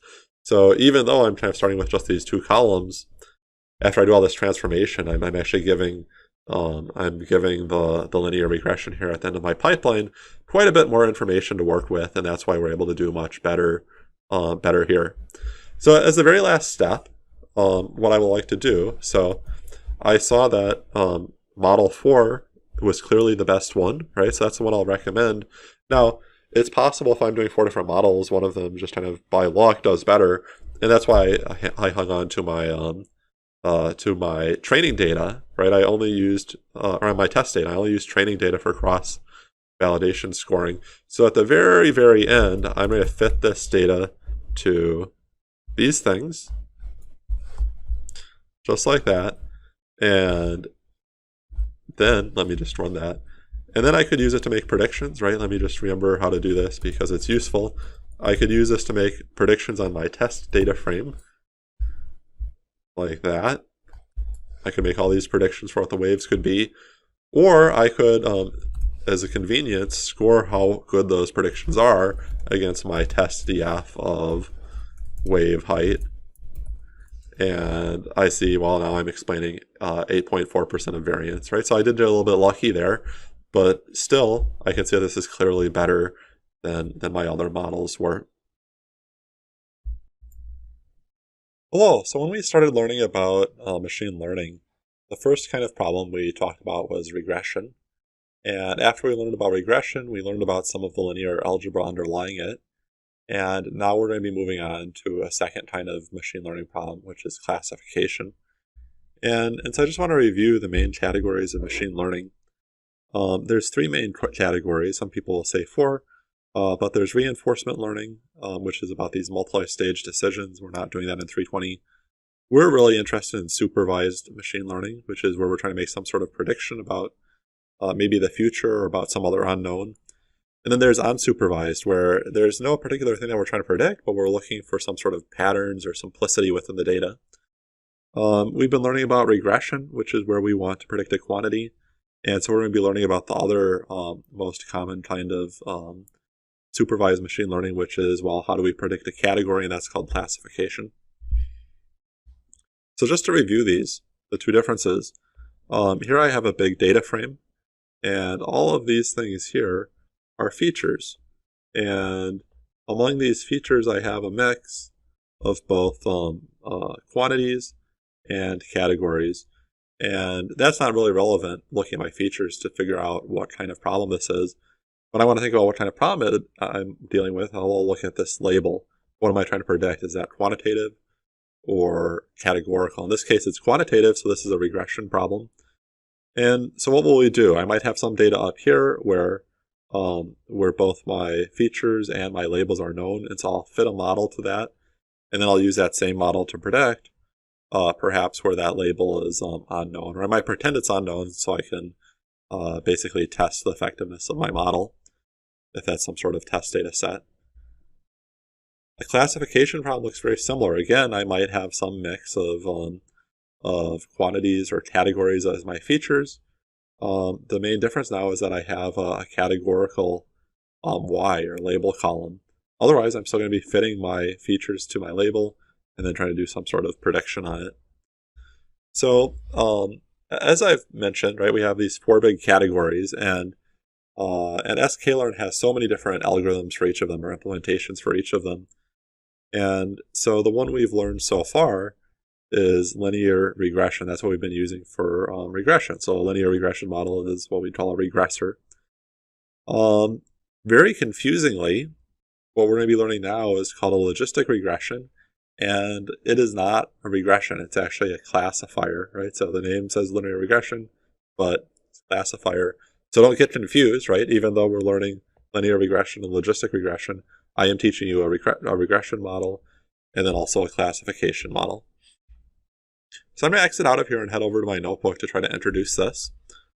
And let me see here. Here is my notebook. I have some stuff imported. Maybe I'll come back to that later. Let me just jump down here for now. I have this data frame, which has some data from a very famous machine learning data set called the iris data set.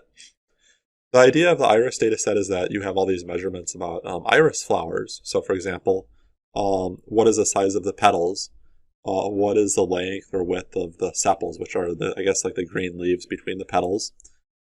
There are different varieties of irises, so I put the varieties here in this far right column.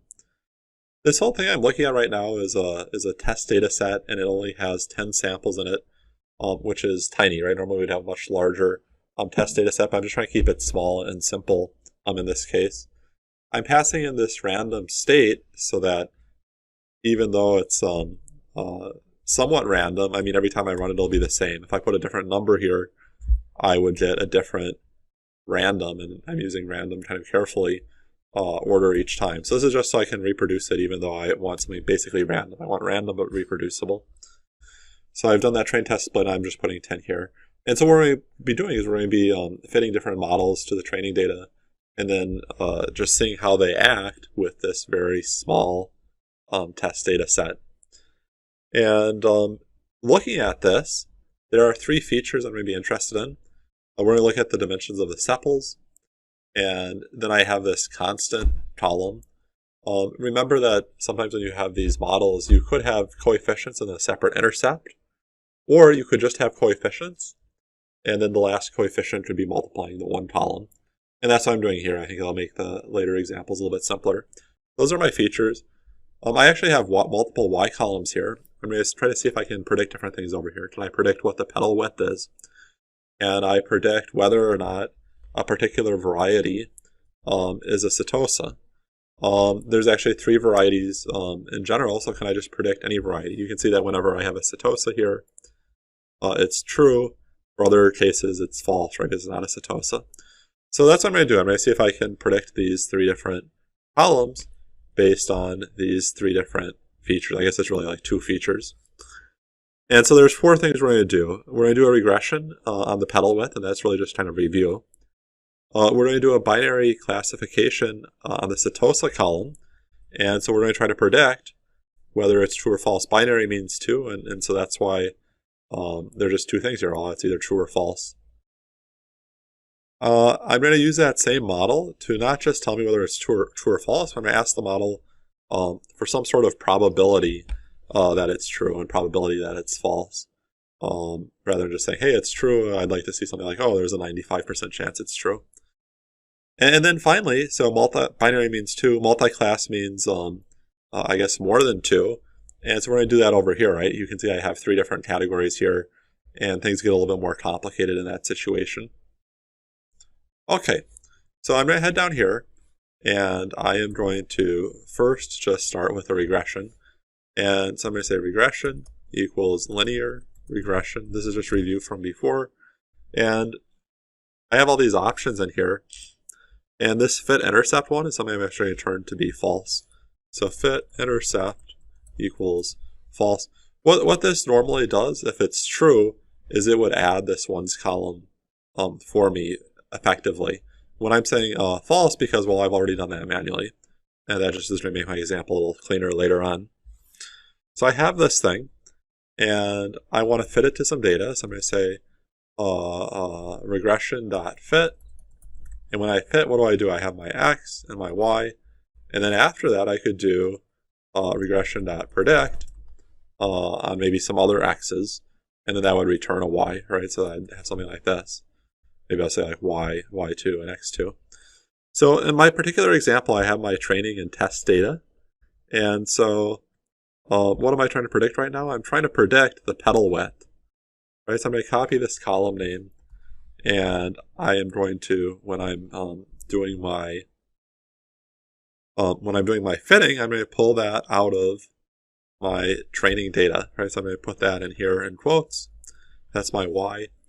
And then my x, well, it will be again my training data, and then I have to have like some columns here. I guess a list of columns. And so I actually already created that. Right here I have these x columns. Those are the sepal length, sepal width, and then constant. And so this will be my list that I put inside of here. And so I'll basically get those 3 columns. Let me just, so if anybody's having trouble visualizing it, I'm getting just those 3 columns out of my bigger one. Whereas when I'm doing this, I'm going to get a pandas series. that contains that petal width column. So I'm trying to predict this based on these three things. Okay, so I'm doing that, and now I want to do some predictions down here, and that's going to be the same, right? I'm going to put in x that's basically the same format, except now I'm going to use my test data, and maybe rather than capture that in a variable, just see what it looks like for now.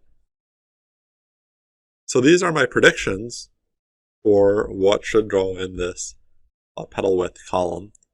And so if I wanted to, I could maybe even add those into my training data frame, my test data frame, and I could say my prediction equals that, and then I could look at my test data frame. And the thing that it's complaining about is that I'm trying to add some values to a slice of another data set. So when I did this here, right, these are slices of the rows inside of my big data frame. And so it gets confused when I'm trying to add columns to one of these that's not in the original. So it's actually an easy thing to fix.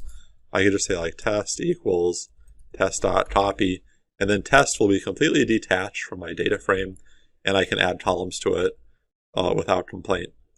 So let me run that, and now I can see I have this prediction column over here, and I could go through and see how these predictions are. So I predict 1.3, it's actually 1.2. I predict 1.59, actually 1.4. And so I can see sometimes the predictions are good and sometimes they're, well, not so great. Anyway, that's a regression. That was this part one here. Let me go on and try this next piece. I want to do a binary classification on this column right here. And so the code is actually going to be very similar to before. I'm going to head down here. I'm going to change a few things. First off, I want to have a logistic regression. And remember, it is a classifier despite the name, right? So I can deal with a category like this. And then for my y, I'm going to just have this setosa column. Is it a setosa variety or is it not? And so I'm doing that. I'm going to also rename this just so we remember it's a classifier. I'm going to call it CLS. Then down here I also need CLS. And I do that. And now I can see my predictions here. I can see that this column is telling me what the flower actually is. And this column over here is telling me what the model predicts it is. And actually, I guess we're doing quite well here, right? Every one of our predictions is completely accurate, which is great. All right, let me go back up here to the different things we want to do. So we did the regression using linear regression. We did the binary classification using logistic regression. And then basically saying, well, do I have a true or false? Now what I'd actually like to do is know, well, what is the probability of getting a true? And so I can do that like this. I can say, this has an extra function. It's very similar to the predict, but it'll be like this. It'll be predict probability A. And I'm going to get a NumPy array of all the probabilities. And so what this means is, the way I'd interpret this is that there's a 94% chance of false and a 5% chance of true. And that's why it ultimately reduced that to a false. 97.9% chance of false and only a 2% chance of true. That's why I get another false. Let me look at this one. This one had about 93% chance of being true, which is why I have true there. And so I could even, if I wanted to, I could try to pull out that last column. I could say something like, I want to have some sort of slice. Remember, I have like a row slice and then a column slice when I'm doing this. I want all the rows and I want that second column. These are just the probabilities of it being true.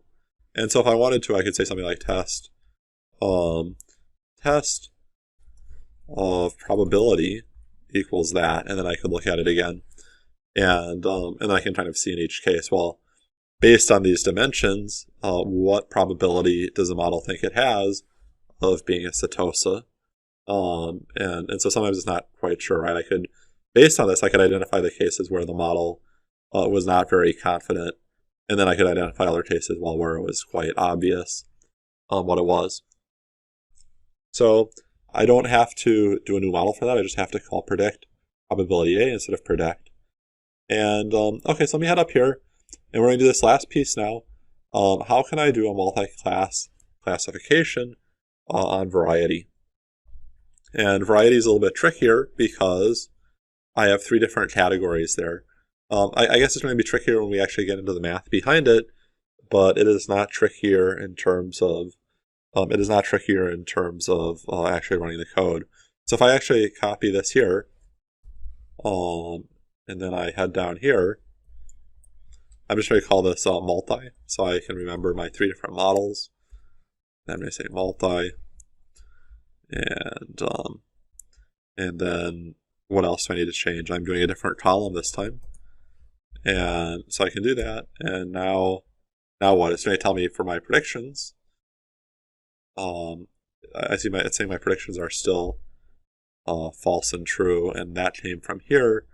And so this is returning true and false because, well, my new model is called multi, and I'm using my old model. I'm going to do that, and now I can see, while we're writing that, I can see, well, what does it predict for this one? That one it got right, that one it got right. Here it actually made a mistake, right? Models make mistakes. That's not surprising. I guess that was the only mistake in this data set. And then, of course, this probability column was from earlier, right? So I'm just going to ignore that because I keep overwriting this probability or this prediction column for each of my 4 examples. Okay, so there we've seen a few different things, right? We've seen a regression, and then we've seen these 2 different kinds of classifications. Let's try to get into the linear algebra behind each of these examples. And so I'm going to head down here. And remember that I had REG, that was my model earlier. And inside of here I have coefficient, and I also have intercept. And the intercept is 0 because earlier what happened? I passed in that intercept equals false to all of these. If I had not done that, then what would have happened? Then my coefficients, I only had these 2 columns here, or 2 numbers here, corresponding to the weights on these 2 columns. And then instead of this being basically my intercept, that would have gone to the separate variable down here instead of being here. So basically, these are my weights on my real columns, and then this is the intercept, or the weight on my ones column. Okay, so I have that thing, and what I'd like to do is reshape it so that it can be, I want it to be however many rows necessary and then 1 column, so it'll be vertical like that. The other thing I want to do is I want to get my x data, which will be my test data frame, and then it'll be those x columns, and maybe I'll say dot values, and so I'll look at that. So I'm pulling those first 3 columns out of here. Okay, so I have 3 columns here, and then the column over here is basically 3 entries in it. And so if I wanted to, I could take the dot product of this with these down here. And that's exactly how linear regression does predictions. So if I come down here, so I can say define regression predict, and if I have some x values here, what I could do is I could return x dot, basically these things, right? So I could say, maybe I'll call this like vector 1, or I'll call it coefficient. You know what, I'm just going to actually, why not just put it here directly? I don't need a separate variable for that. And so I'm going to look at this regression predict, and I'm going to do it on my x data, and I get these predictions, 1.32, 1.59. Let me actually go up here earlier, and I see that those are exactly the predictions that my linear regression made earlier, 1.32, 1.59, right? So this regular regression.predict, like this, all it's doing is this right here. It's doing this math right like this. Okay, let's try to see what the logistic regression is doing. So it's actually going to be very similar. So remember before, what was I doing? I was saying CLS, my classifier.predict, and I can just do that. These were the values I was getting out of my classifier. What math is this doing? It's actually almost identical to this. Let me copy this. In fact, I'm just going to tweak it very slightly. I'm going to have my CLS predict, and then I'm going to say CLS predict, and my x data. And the difference, right, I have all these numbers now. And actually, sorry, I want my coefficients from my other one. So my CLS coefficients, I should look at those as well before I jump into this. I'm going to have different coefficients. I'm like, oh, why are all the numbers the same? That doesn't make sense. And I get all these numbers. And remember, our goal is to predict false, false, or true, or things like that. And so the way it works is that we're getting a score for each entry, and if the score is greater than 0, we predict true, otherwise we predict false. And so the shape is a little bit different here. Maybe I can just reshape so it's more obvious. But otherwise, that's what it's doing. All these numbers up here are the same down here. And I think maybe this is why they even call this logistic regression, even though it's a classifier. The math is basically identical to what we have for a linear regression, right? At the heart of it, we're just doing a dot product. The only difference between the linear regression that we did before and the logistic regression we're doing now is we're just checking if some number is greater than 0. Okay, so let's do this next piece, right? So the next piece was, I'm kind of going back through my examples before. After we did predict, which was trying to say, well, are we predicting true or false? We wanted to get this probability. What is a probability that's asymptosa? And so how can we get a probability out of this? If I head back down here, you actually see that before I added this greater than, I had a numeric score. So I'm going to go back to that. And I'm going to say I want to predict probability A now. I'm just going to go back to this. And predict my probability. And I'm going to do that. And I see I have all these scores. And of course, these are not probabilities because a probability would be between 0 and 1. But it turns out there's a very simple function that can turn it into a probability. And that function is called the sigmoid function. And I had it at the beginning of the notebook, but I haven't talked about it yet. I'm just going to head up briefly, and we're going to talk about the sigmoid function and how we're going to use it. We don't have to go into a lot of the details on the math. I don't care if you remember that. I certainly don't remember it.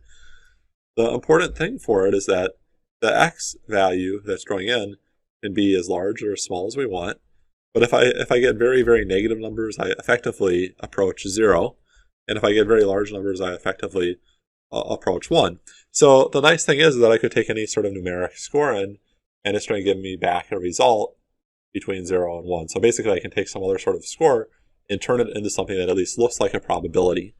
And so what I'm going to do is I'm going to call this sigmoid function down here, right? And so instead of having all these numbers like negative 2.76 or 2.57, I'm just going to take the sigmoid of all of those things, and then they will be these numbers all between 0 and 1. And it turns out that that's how we would actually be doing the probabilities, right? So just like before, I was trying to say, well, predict the category on X the same way down here. If I, maybe I'll do this right here above. I'm going to say predict the probability of A. Let me just look at what's happening here. These numbers right here, which is the probability of it being true, is this column right here, the probability of it being true. The way I've written this code, I'm not computing the probability of it being false because, well, that's boring, right? I mean, they add up to 1, so why would I do both of them? But you can see these numbers here are exactly identical to this down here, right? So getting the probability is very simple, right? I'm still just doing that core dot product, and then I'm just applying the sigmoid to every number inside of the result, right? So we've seen for all these cases so far, this dot product is just extremely important, right? I'm taking the dot product of a matrix with a vertical vector. Let me go up and talk about the fourth model we did, the multi-class model.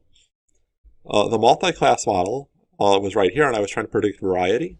And variety could be any one of these three things. And what it's going to turn out is that my coefficients for variety are going to be a lot more complicated. So if I look at, so this is my binary one. If I look at the coefficients for my binary one, I just have these three numbers. But if I look at my coefficients for my multi-class regression, I actually have not a vector, but a whole matrix with all of these numbers in it. And so let me use these now. And what we're going to do is actually, I think, just like the way they set it up, we're going to have to transpose them. We're going to do that. And let me grab this here. It's going to be very similar again, but instead of multiplying x by just a vertical vector, I am going to multiply it by this whole thing right here. We multiply it by that whole thing, and then I get this result. And so I'm going to just call this quickly. I'm sorry, this is multi-predict now. Multi-predict. And I'm going to call that multi-predict of x. And I'm actually not doing sigmoid anymore at this point. My apologies. And so how do I interpret this? Basically, every one of these columns corresponds to one of the three varieties. If I had had more varieties, I would have had more columns up here, but I would have still had 3 rows in this coefficient matrix. Right, so you might imagine, I don't know which one is which, but you might imagine that this is the Setosa variety. And it turns out when I take my big matrix of data and I multiply it by all of these columns right here, what it really does is it goes column by column. It takes this column times my data matrix, and it uses that to produce this output column. So these might be the scores for how much it looks like a Setosa. And then maybe let's say these are the coefficients for a versicolor. Then these would be the scores for a versicolor. If these were the coefficients for a virginica, then these might be the scores for the virginica.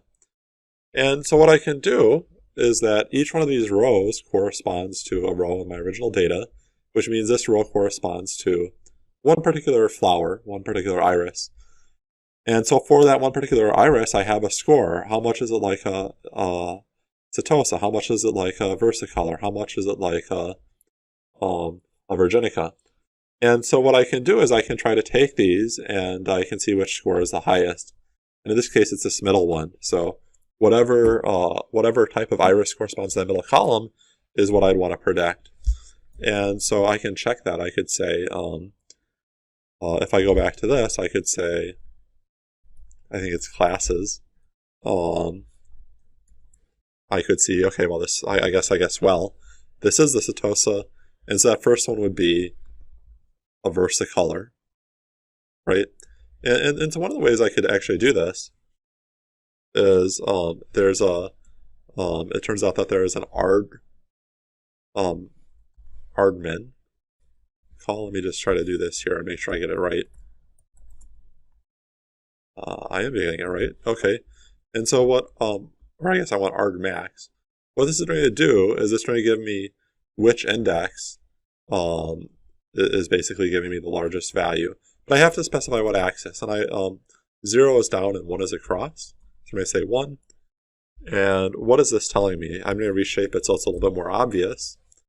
I'm going to say negative 1, 1. What this means is that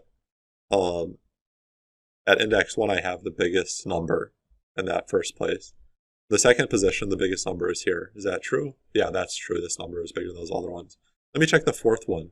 That means the 0th position is bigger. So this is bigger than these. So that's absolutely true. And so what's cool about if I have a NumPy array like this, I can put that into another NumPy array like this. So I can take these classes and I can put this array of numbers into here, and I'm going to get basically, well, what are all these categories? And so I'm going to take all of this and I'm going to put it back in here. And I can see that then I'm going to get the predictions for all of my flowers, right? I can see for each of them, well, what am I predicting it is, right? And this will correspond with my predictions earlier, right? So again, dot product is at the heart of it. But now, since I have different possible classes, I have to have coefficients to get a score for each class. And so that's why we have to multiply the data by a full matrix instead of just a vector. And that's the first example we've seen like that, a real practical use case in this course. Hello, in this video I want to talk about how we can visualize the decisions or predictions that are made by a classifier. When we were doing regressions, we'd often visualize this by drawing a fit line, and the equivalent here is that we'll often, at least when we have two features, is we'll draw those two features on an x and y axis, and then we'll separate the area into two different regions, one where we predict true and another area where we predict false. And so the function that we're going to be using in Matplotlib is called contour f, and it can do that kind of plot. So we want to evaluate CLS, and the idea is that we want to put in a bunch of different values for both sepal length, which I'm going to put on the y-axis, and sepal width, which I'll put on the x-axis. And so the way to get every combination of these, maybe most easily, is with a NumPy mesh grid. And the reason I'm using a mesh grid is that it creates some arrays with different combinations in exactly the form that I'm going to need later. So creates arrays in form needed for contour f later. And so maybe I should leave this comment here like that. And what is it trying to return? Well, it's trying to return two arrays. It's trying to return one, which is one of my variables, and the other one will be the other variable. So maybe I'll say I'll put my sepal width first, and then my sepal length, just like that. And then what I have to do here is I have to have a range, right? So I'll have like range 1 and range 2. And really what the mesh grid is going to do is it's going to give me every combination of these two ranges. So here I'll say NP a range, maybe I'll go from 0 to 0 to 10, and maybe do a 0.1 step. And then the same thing over here as well. Okay, so I have those two. And let me just take a look at what these things look like. I see that both of these are a 2x2 matrix that are showing me every combination. So let me look at the other one as well.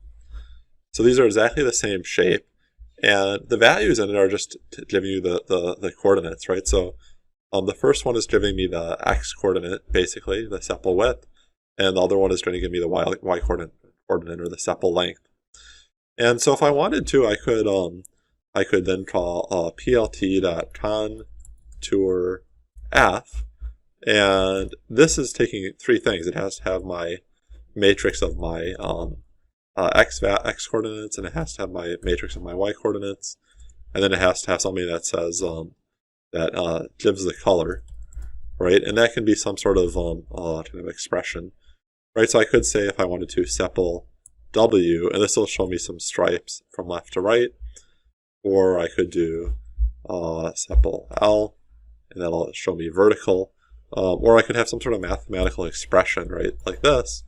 And at each point, it's showing me, well, what would happen if I multiply the value in one of these by the value in the other, so I can get these nice contour maps.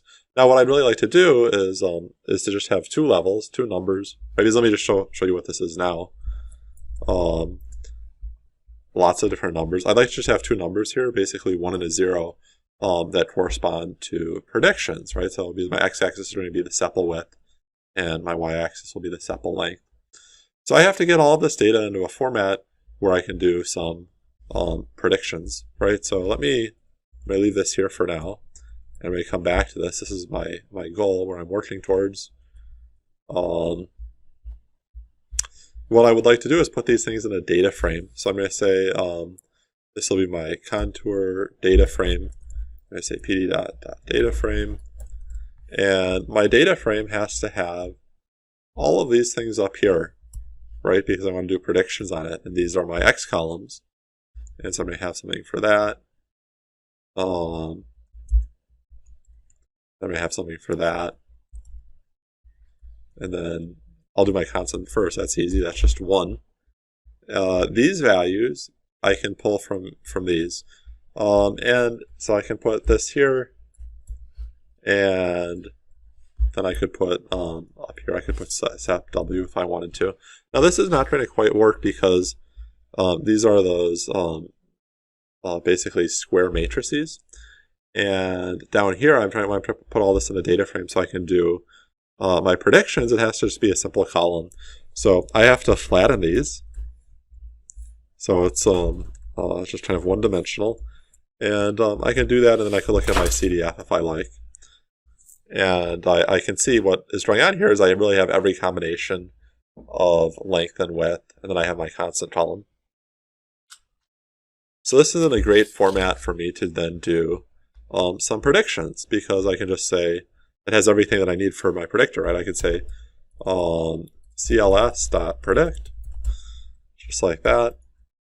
And then I get all of these values right here. And if I wanted to, I could add those to that data frame as well. I could say CDF. I could say predicted. Maybe I'll just say prediction. And I remember that was the pedal width is what I'm trying to predict. I can say, or I'm sorry, it was the category. Is it setosa or not? Right? So that's what I'm trying to do. Okay. So I have that. And now I'd like to be going down and doing my contour plot down here, right? So I can have this, and let me think a little bit carefully here, right? So if I have my sep W, let me look at the shape of these. That's a 100 by 100, because that's what my range was. I was drawing over 100 numbers. This is a 100 by 100 matrix. This is a 100 by 100 matrix. This is also going to have to be a 100 by 100 matrix. Right now it's just this long column. So just like I had to convert these matrices to columns with a reshape here, now I have to go in the opposite direction. I have to take values and then reshape this to be matching the format of these, right? So I can actually just use these and say, well, my prediction should be whatever shape my x values are. And so that'll line up nicely. And so I can do that, and now I can see, well, the two sides of this are going to correspond to a prediction of it being either a setosa or not a setosa. Let me plot those with a scatter plot on top of here. I have my data frame here of all my original flowers. I'm going to plot all of them. Ideally, I would just plot only the training data on top of this, so I can actually have a better sense of what errors are made. But I only have like 10 rows of my testing data, and so I'm just going to plot the whole thing. So I'm going to say .plot .scatter, and actually what I'd like to do is I'd like to just separate this out. So I'm going to have something like setosa .plot .scatter, and then I'm going to have something like other .plot .scatter, and then those things I can get just with some filtering. Right? So I'm going to say setosa equals data frame, where data frame of variety equals setosa. And then my other ones will be basically where it's not that. So I'll say where it is not setosa. Okay, so what am I going to do down here? Well, I'm going to say my x value is going to be, well, I was putting sepal width there, so I better put that sepal width on my x-axis. And then my y-axis should be sepal length. Okay, so I'm going to do that, and I'm going to do the same thing down here for a moment. And I see, okay, well, I have my decision boundaries, and then I have my two separate plots down here. I'd like these to all be on the same plot. And normally, the way that we've done things like that is we would say AX equals this, and then we pass that down below. Let me just show you quickly what the type of AX would be if I were to do that. It's this thing here, this quad contour set, and we cannot plot on top of that. So if I wanted to reuse the same axis subplot area, what I can actually do is I can say matplotlib.fit current axis, and that will give me an axis subplot that I can pass in elsewhere. Right, so I could say up here, I could say, maybe I'll go on to the next line. I could say AX equals that, and same thing here. So then they'll all go to the same area. So let me do that. And so I have all of these points, and so then what I'd like to do now is, well, it's kind of strange that it's not overlapping that boundary. Did I get my axes mixed up? I did. So here was sepal width, sepal length, Okay, great. So let me just switch this back. So this should have been sepal length, and this should have been sepal width. And now I can actually see that makes a lot more sense. I guess trying to separate the ones that are from the ones that are not. And so to actually make this work now, I should have the color be different in some way. So I'm going to have the setosas be red, and then maybe I'll have the other ones be, I don't know, maybe they can be gray. Right, so just like that. And so now I can start to see what mistakes will be made. I can see that there's one setosa that is not going to be recognized as a setosa because it's on the wrong side of this boundary. I should probably also have some labels here. So I'm going to say like label equals setosa, and then down here maybe I'll say label equals other, just like that. And so I can see what's happening here now. And so there's a couple steps to all of this, right? Maybe I can delete these extra things up here so I can have a minimal example. I had to create a mesh grid, and that basically for every point, one grid had the x values and the other one had the y values. I had to reshape those to convert them to data frame columns, and at that point I really had every combination of these in some row. Once I did that, I could add predictions for basically every combination. And then if I converted my predictions back to the mesh grid format like these two have, then I could do my contour, and that's how I could create this map. And then on top of that, I could plot my scatter points and see what's happening. One last thing I want to do here, and that is I want to try to do some polynomial fits. So just like we can use polynomial features for a regular regression, I can use those for classification as well. And so let me import some stuff. I'm going to say from sklearn dot pipeline import pipeline, and I'm going to say from sklearn dot preprocessing, I'm going to say import polynomial features. Okay, and so before, what did I have? I had I just had a logistic regression like this with what was it? It was I'm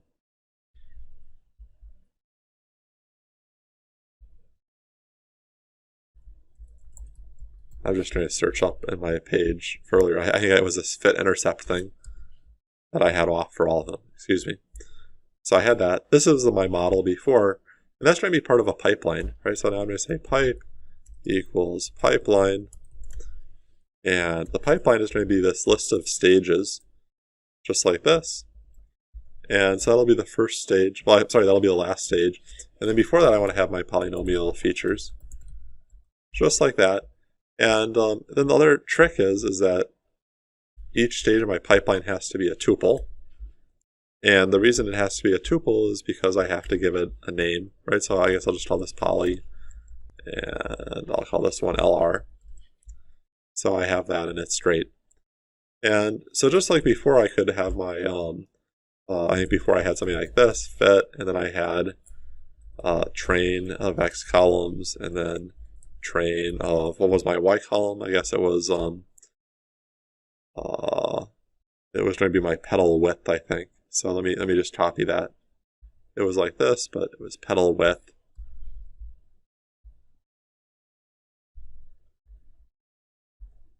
That's what I was doing before, and I can just replace my logistic regression with this pipe. So let me try that, and I get some sort of error here. Unknown label type continuous. Oh, I'm sorry. I'm trying to predict whether or not it's a setosa, right? It's complaining because it's continuous. So it's saying, hey, you're trying to do a classification on a quantity, which we don't do classifications on quantity. We do regressions on quantities. So what I'm going to say here is setosa. Is it a setosa? That's what I care about. And then I train it, and that's all great. Now, if I want to, I can come back here and I can repeat these steps, right? So I could, if I wanted to, maybe I'm just going to move all of this up here.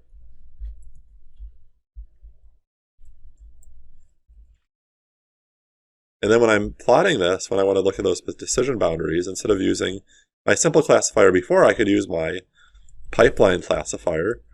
And then what's going to happen? Well, that boundary line between them is just slightly more curved. It doesn't quite help. That red point is still on the wrong side. But you can see I can get different shapes depending on the complexity of my model and what I have in the pipeline beforehand.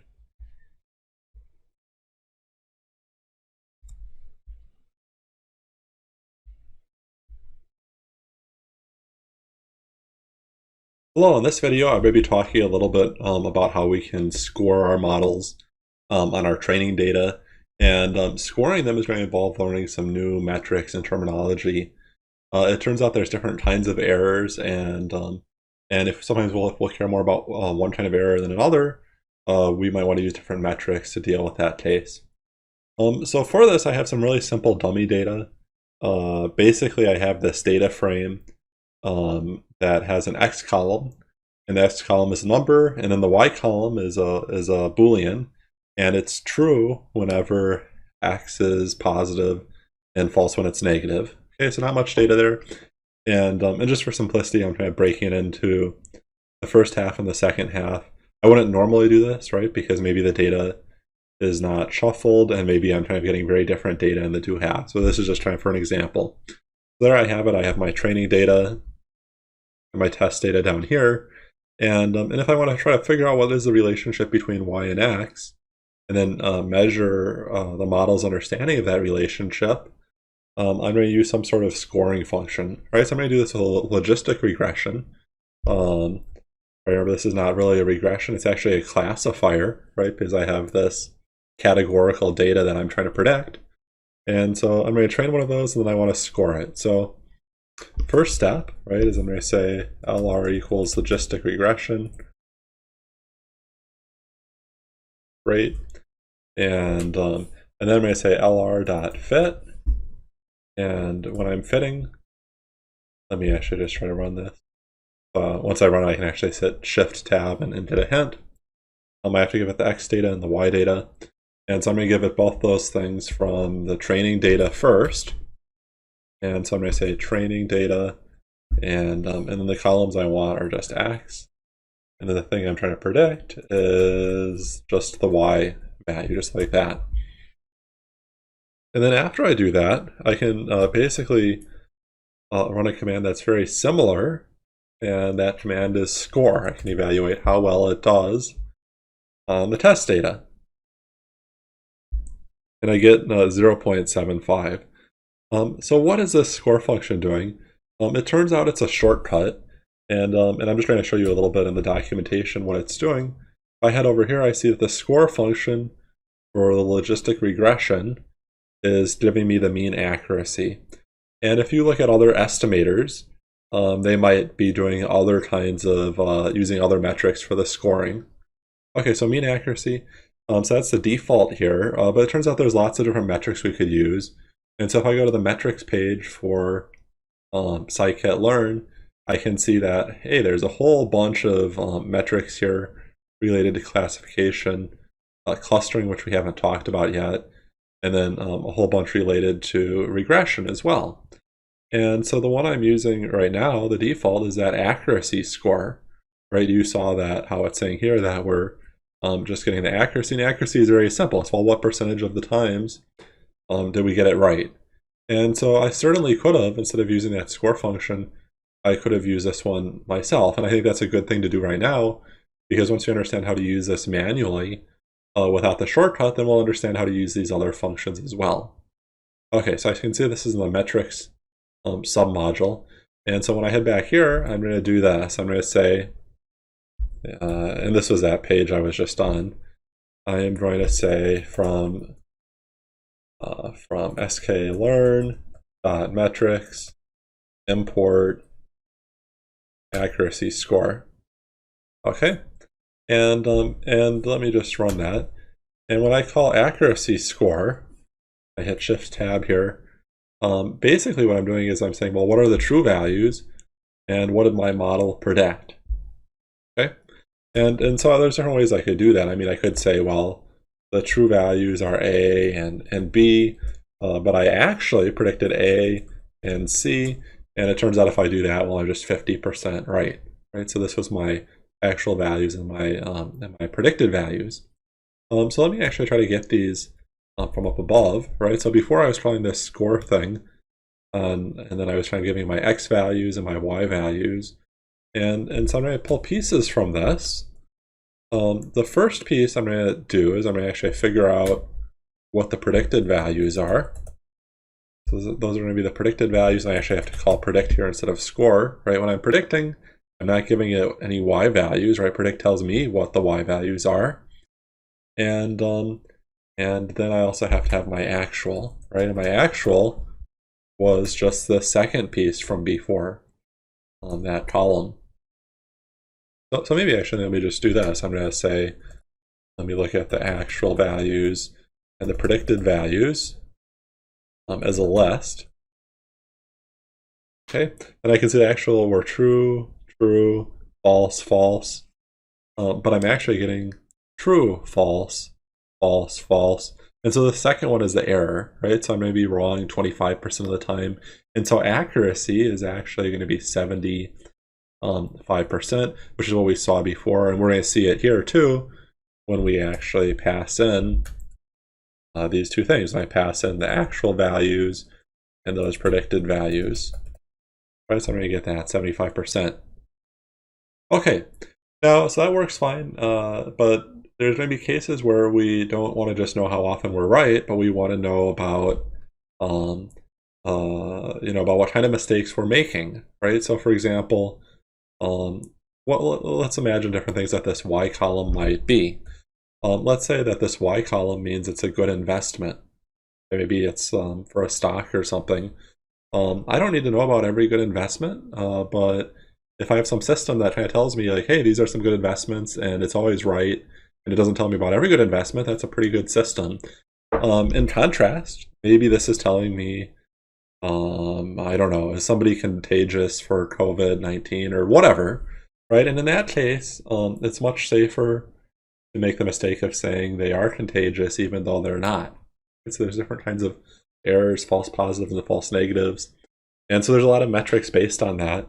And the simplest place to start is with something called a confusion matrix. And a confusion matrix shows the categories that things actually are and then how they mistakenly get classified as other things. And so just like before, just like we have an actual and a predicted list, and we have a confusion matrix, we're going to do the same thing. So imagine I had pictures of animals and I had 4 dogs, 3 cats, and 2 mice. And but then I have some machine learning system that's looking at those pictures and is maybe predicting these other things. What I could do is I could create a confusion matrix using scikit-learn, right? This is also under metrics, just like accuracy score. And so I can create one of these, and just like with the accuracy score, I can put the true values and then the predicted values, just like that. So I'm going to say actual and predicted. And this is a little bit confusing because each one of these values is kind of showing us how many categories fall into like a specific actual category and a predicted category. And it's not really clear to line it up, right? Well, is this first row dog or is it cat? And so what people will often do, right, is that they'll say labels like this. And just to control the order. So for example, maybe I want to say like cat, dog, mouse, just like that. And then if I pass in these labels, it's going to be a little bit different, right? Whereas if I say dog, cat, you can see these numbers switched a little. And another reason for this, besides just controlling the order, right, so that makes sense, is that I could, maybe there's things that I know exist, but didn't even show up in the data, right? There's no horses, right? So let me actually really kind of talk about what these numbers mean. I think it'll be a little easier to put in a data frame. And so I'm going to put this in a confusion matrix here. And now let me put this in a data frame. pd.data frame, confusion matrix. And when I'm creating a data frame from this, both the index and column labels are going to be the same, right? So I'm going to have it just be like this. And so when I'm looking at this confusion matrix, what does it mean? So the row means what it actually is, and the column is going to be what it got classified as. Right, so I can see in this, right, that there's 4 dogs, and of those 4 dogs, it correctly classified 3 of them as dogs, but one of the dogs was mistakenly identified as a cat. Okay, it looks like there are 3 cats in the system. 2 of them were correctly identified as cats, and 1 was considered a dog. And then I can see other things here, like, well, the system's really good at mice, right? It always correctly calls the mice and doesn't mix them up with anything. And so this is useful, right? When I have a list matrix, I can see what ways the classifier is confused. Hence, it's called a confusion matrix, right? It's showing me how the model is confused, right? So hopefully that's helpful. Now, it's very common that we'll be having these confusion matrices where the classes, instead of being, different animals, it might just be true and false. That would be for a binary classifier where I just have these true and false values. And so let me actually go back to what I had before, right, when I was computing this accuracy score. And let me create a confusion matrix here. And maybe I'm just going to copy some of this down here. I'm just going to grab this. And in this case, the labels are false and true.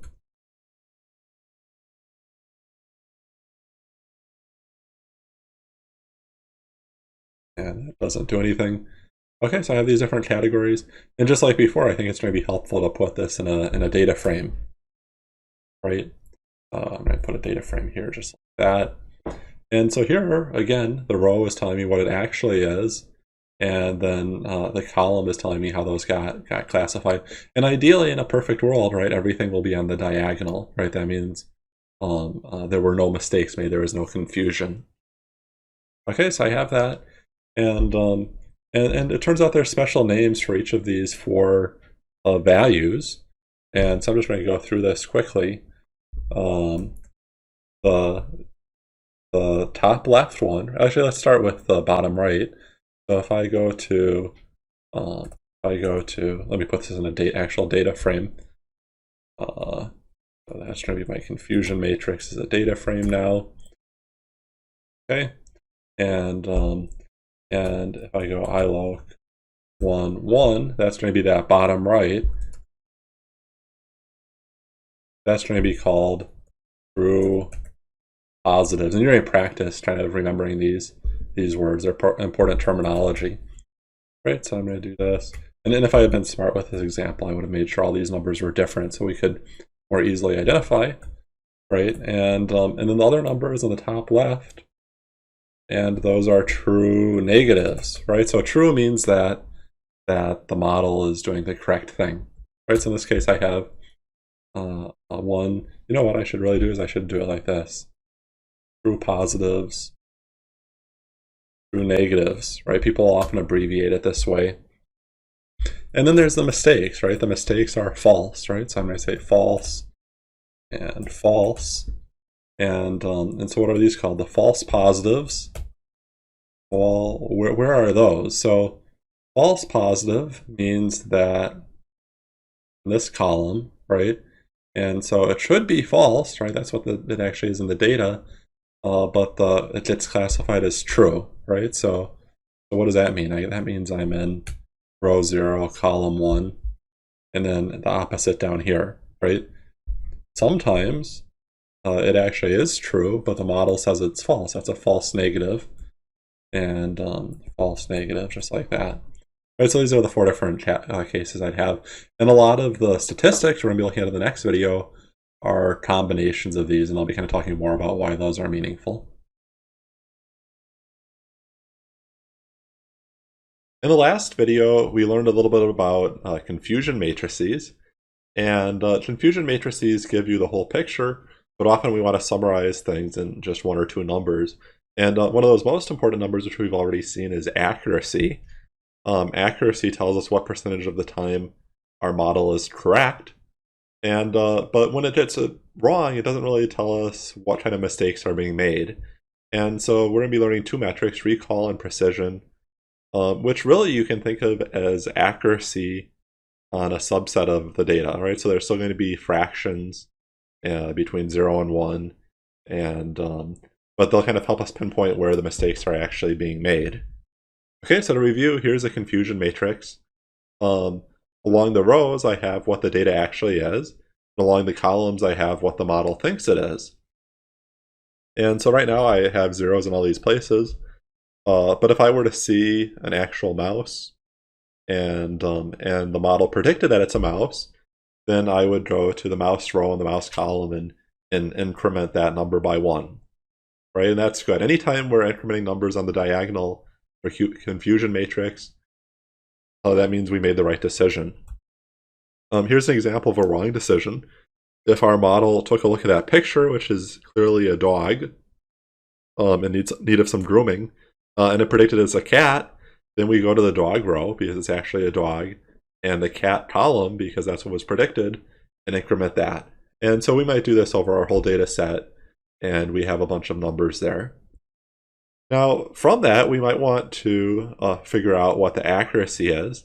And the accuracy is, well, what percentage of the times were we correct? And so the way I think of that is adding up all the numbers on the diagonal. That's how many we got correct. And then dividing by all the numbers in the matrix. Right? So then look at 8 over 10 or 80%. And some observations here is that this number is a fraction of kind of a subset over a larger amount. It's always going to be between 0 and 1. And the good number is always in the numerator for accuracy, so 1 is the best possible number. And so precision and recall have those same properties, but they're going to be on different subsets of the matrix, right? We aren't going to be taking the whole diagonal divided by the whole matrix. So precision and recall, it turns out we can actually have these metrics for each class, right? So I'm actually going to have 6 different metrics here. I have dog recall, cat recall, mouse recall, and then similar dog precision, cat precision, and mouse precision. And so I'm just going to look at a few of these. So when I'm asking, well, what is the cat recall? What I want to know is when we actually have a cat, what percentage of the time is the model right? And so since I'm asking about what is actually the case, what I'm really doing is I'm dividing by the sum of numbers in a row, right? Because each row represents what the data actually is.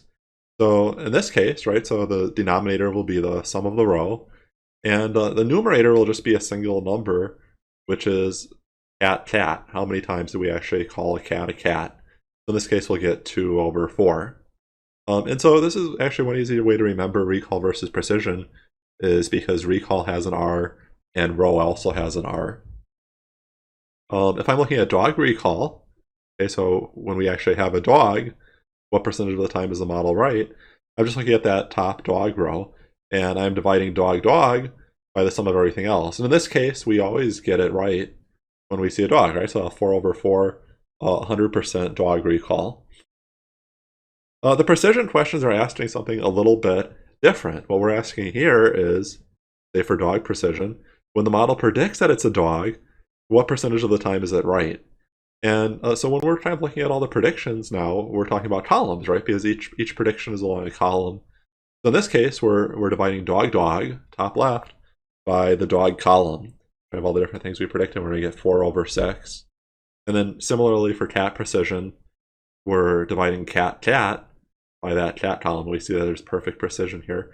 And hopefully what you can see is that that they are making different kinds of mistakes, right? For the cat, we're great on precision, but we have a recall problem. For the dog, it's the opposite. We have perfect recall, but poor precision. And so these kind of two metrics that are kind of showing an error, right? Cat recall and dog precision are two ways of looking at that same problem. Sometimes we see a cat and we think it's a dog. The opposite is not true. I'm not going to talk about it more here, but I just want to give you some exposure to it. Often people try to reduce these numbers down to a single score. For example, there's something popular in machine learning called the F1 score. And a lot of these kind of simple scores are just combinations of these other metrics like precision and recall. Right? So these are kind of building blocks for other metrics. Let me head over and write some code for this to Jupyter Notebook. And in this case, I have my confusion matrix converted to a data frame, and I'm showing it down here, like so.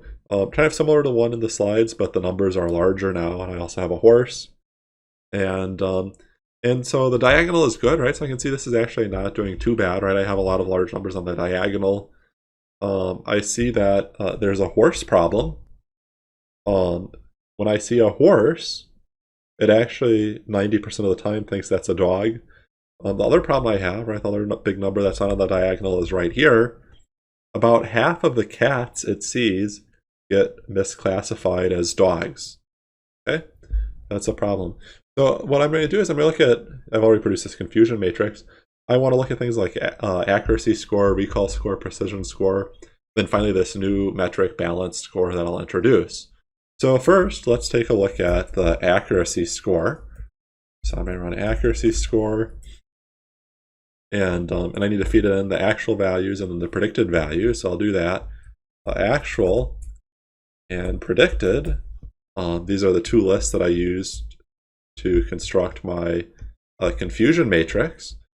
And I see that, oh, let me just run this again. And I see that the accuracy is 78, well, it's about 80%, right? So that seems pretty good.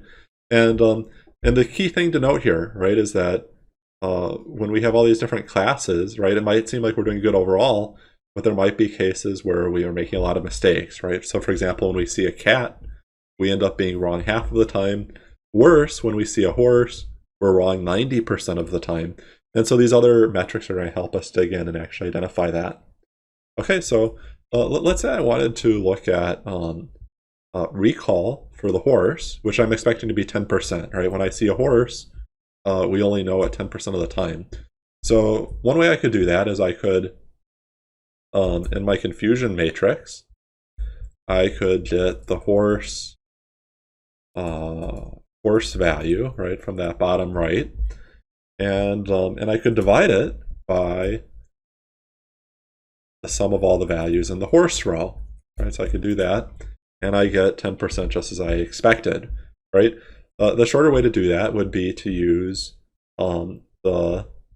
this precision score function that's actually built in to sklearn, right? So I'm going to call this thing, and so I have the true values and the predicted values. So I'll say actual, predicted, and I actually get an error here, and it's complaining about something called multi-class versus binary. These metrics are kind of set up for the simple cases where our two classes are just false and true, as opposed to four cases like dog, cat, mouse, horse. And so I have to clean that up a little bit. And the way I'm going to do that is, well, first off, let me expand this a little bit. I have to change this average value, right? So there's different ways to kind of summarize information. And I'm just going to set average to none. And actually, no, it's none like that. And then what it's doing is it's actually giving me 4 recalls, one for each of these classifications. Now the order might not be the same as up here. And so I'm actually going to pass in these labels as well to make sure that I can kind of actually compare these numbers to the different values, right? So what I see here is that in terms of, actually I want to do recall first, I'm sorry. I'm going to do recall first. And so for this recall, right, I'm going row by row. And what I see is that recall for the dog is perfect. If I see a dog, the model is going to recognize it as a dog. It's also perfect for mice, right? If it sees a mouse, it's trying to recognize it as a mouse. For cats, right, if it sees a cat, 50-50 on whether it will correctly identify it. And then for horse, only a 10% chance that it correctly identifies it. Okay, those are my 4 recall numbers. Sometimes what I'll want to do is I'll want to kind of see how I'm doing overall by taking an average of those, and I get 65% in that case. And it turns out there's a special name for this average of recall scores, and that special name is the balanced accuracy score, right? So before, this accuracy score was saying, hey, we're doing 80%, but now if I actually do this balanced accuracy score, it's only 65%, much worse. And in some ways, this is more meaningful. The only reason we were very accurate before is we were seeing very few horses, right? Even though our model is terrible with horses, we could just a good score because there are not many horses in the model, right? So when we're using these balanced metrics, it's trying to take into account for that. And it's trying to say, even though we have more dogs than anything else really, we're going to consider these 4 classes equally important in terms of coming up with our score. This will be a great one to use if you have a lot of imbalance in your data set, right? And accuracy can be a little bit misleading in that case. Okay, so that was the recall score. Let me similarly, instead of this, I'm going to actually do the precision, which I guess I was already doing earlier inadvertently. What happened there? There we go. So I'm going to paste that, and instead of that, I'm going to get this precision score. And now I see something different, right? I see that actually we do perfect on everything except the dog. And why is that? So when I'm talking about precision, I'm really going column by column. And what I actually see here is great, right? Except on the diagonal, I only have zeros in each of these columns. And so that means if this model is predicting a cat, a mouse, or a horse, it's probably right. Only when it's predicting a dog is there a good chance that it's making a mistake, right? In that case, only 2/3 chance that it's actually a dog, right? So this model likes to predict dogs a lot. If it predicts something else, it's sure. If it predicts a dog, it's only kind of 2/3 sure. All right, so that's we talked about accuracy, recall, balanced accuracy, which is an average of the recalls, and then precision. One last thing I want to talk about is binary classification. And so for binary classifications, instead of cat, dog, mouse, we have just false and true. And so I'm computing the confusion matrix here for that. And if I want to, I can compute these same metrics like I did before. So for example, if I do a recall score down here, I can pass in false and true for my labels. And why is that unhappy? Maybe because I didn't run this yet. There we go. I can run that, and it's telling me, okay, row by row. In that first row, 1/3 is correct, right? So, and in the second one, 70% is correct, right? Those are my two recall scores. So I can do that just like before. But it turns out when we're dealing with binary classification metrics, people will often just talk about they'll just talk about recall and precision without specifying what class they mean. And when they're doing that, what they're talking about is the positive class, right? So if I just talk about recall in general, oh, I don't want that. I'm just trying to talk about recall in general. Look, I'm talking about that positive class. And the same thing for precision. And actually, this is probably the majority of the cases you'll see precision and recall used as kind of in this special case where I'm having a binary classifier. So just know that when we're doing that, we're talking about the positive class. Hello, in this video I'm going to be talking about two topics. One is regularization and the other is standardization. Standardization is something that we're going to have to use a lot in this course and understand, and it's relatively simple. Regularization is a very complicated topic and might require a lot of time in a more advanced machine learning course. I'm not going to get into any math regarding regularization, and I'm just going to try to give the kind of simplest intuition, and we aren't going to get deep into it, but I just want you to know that that's an important and deeper topic. So in terms of things that we've already done, we've been using logistic regression a lot, and a problem that it has that I haven't talked about is that it's very sensitive to scaling. And so, for example, you might have a data set, and there might be some numbers in it with specific units, and you might get one result if you do the classification. If you change those units, so for example, maybe you change miles to feet, you might get a different result, which of course is not what we want. We just care about the actual kind of information, not what units somebody arbitrarily chose to use. Why is that? Well, it's because logistic regression is applying this technique called regularization, which tries to use smaller coefficients and in general not have a very large coefficient on just one of our features. You can imagine that if I have lots and lots of feature columns, that just by chance maybe one of them does better on the training data than others, even if the other feature columns are kind of still somewhat useful.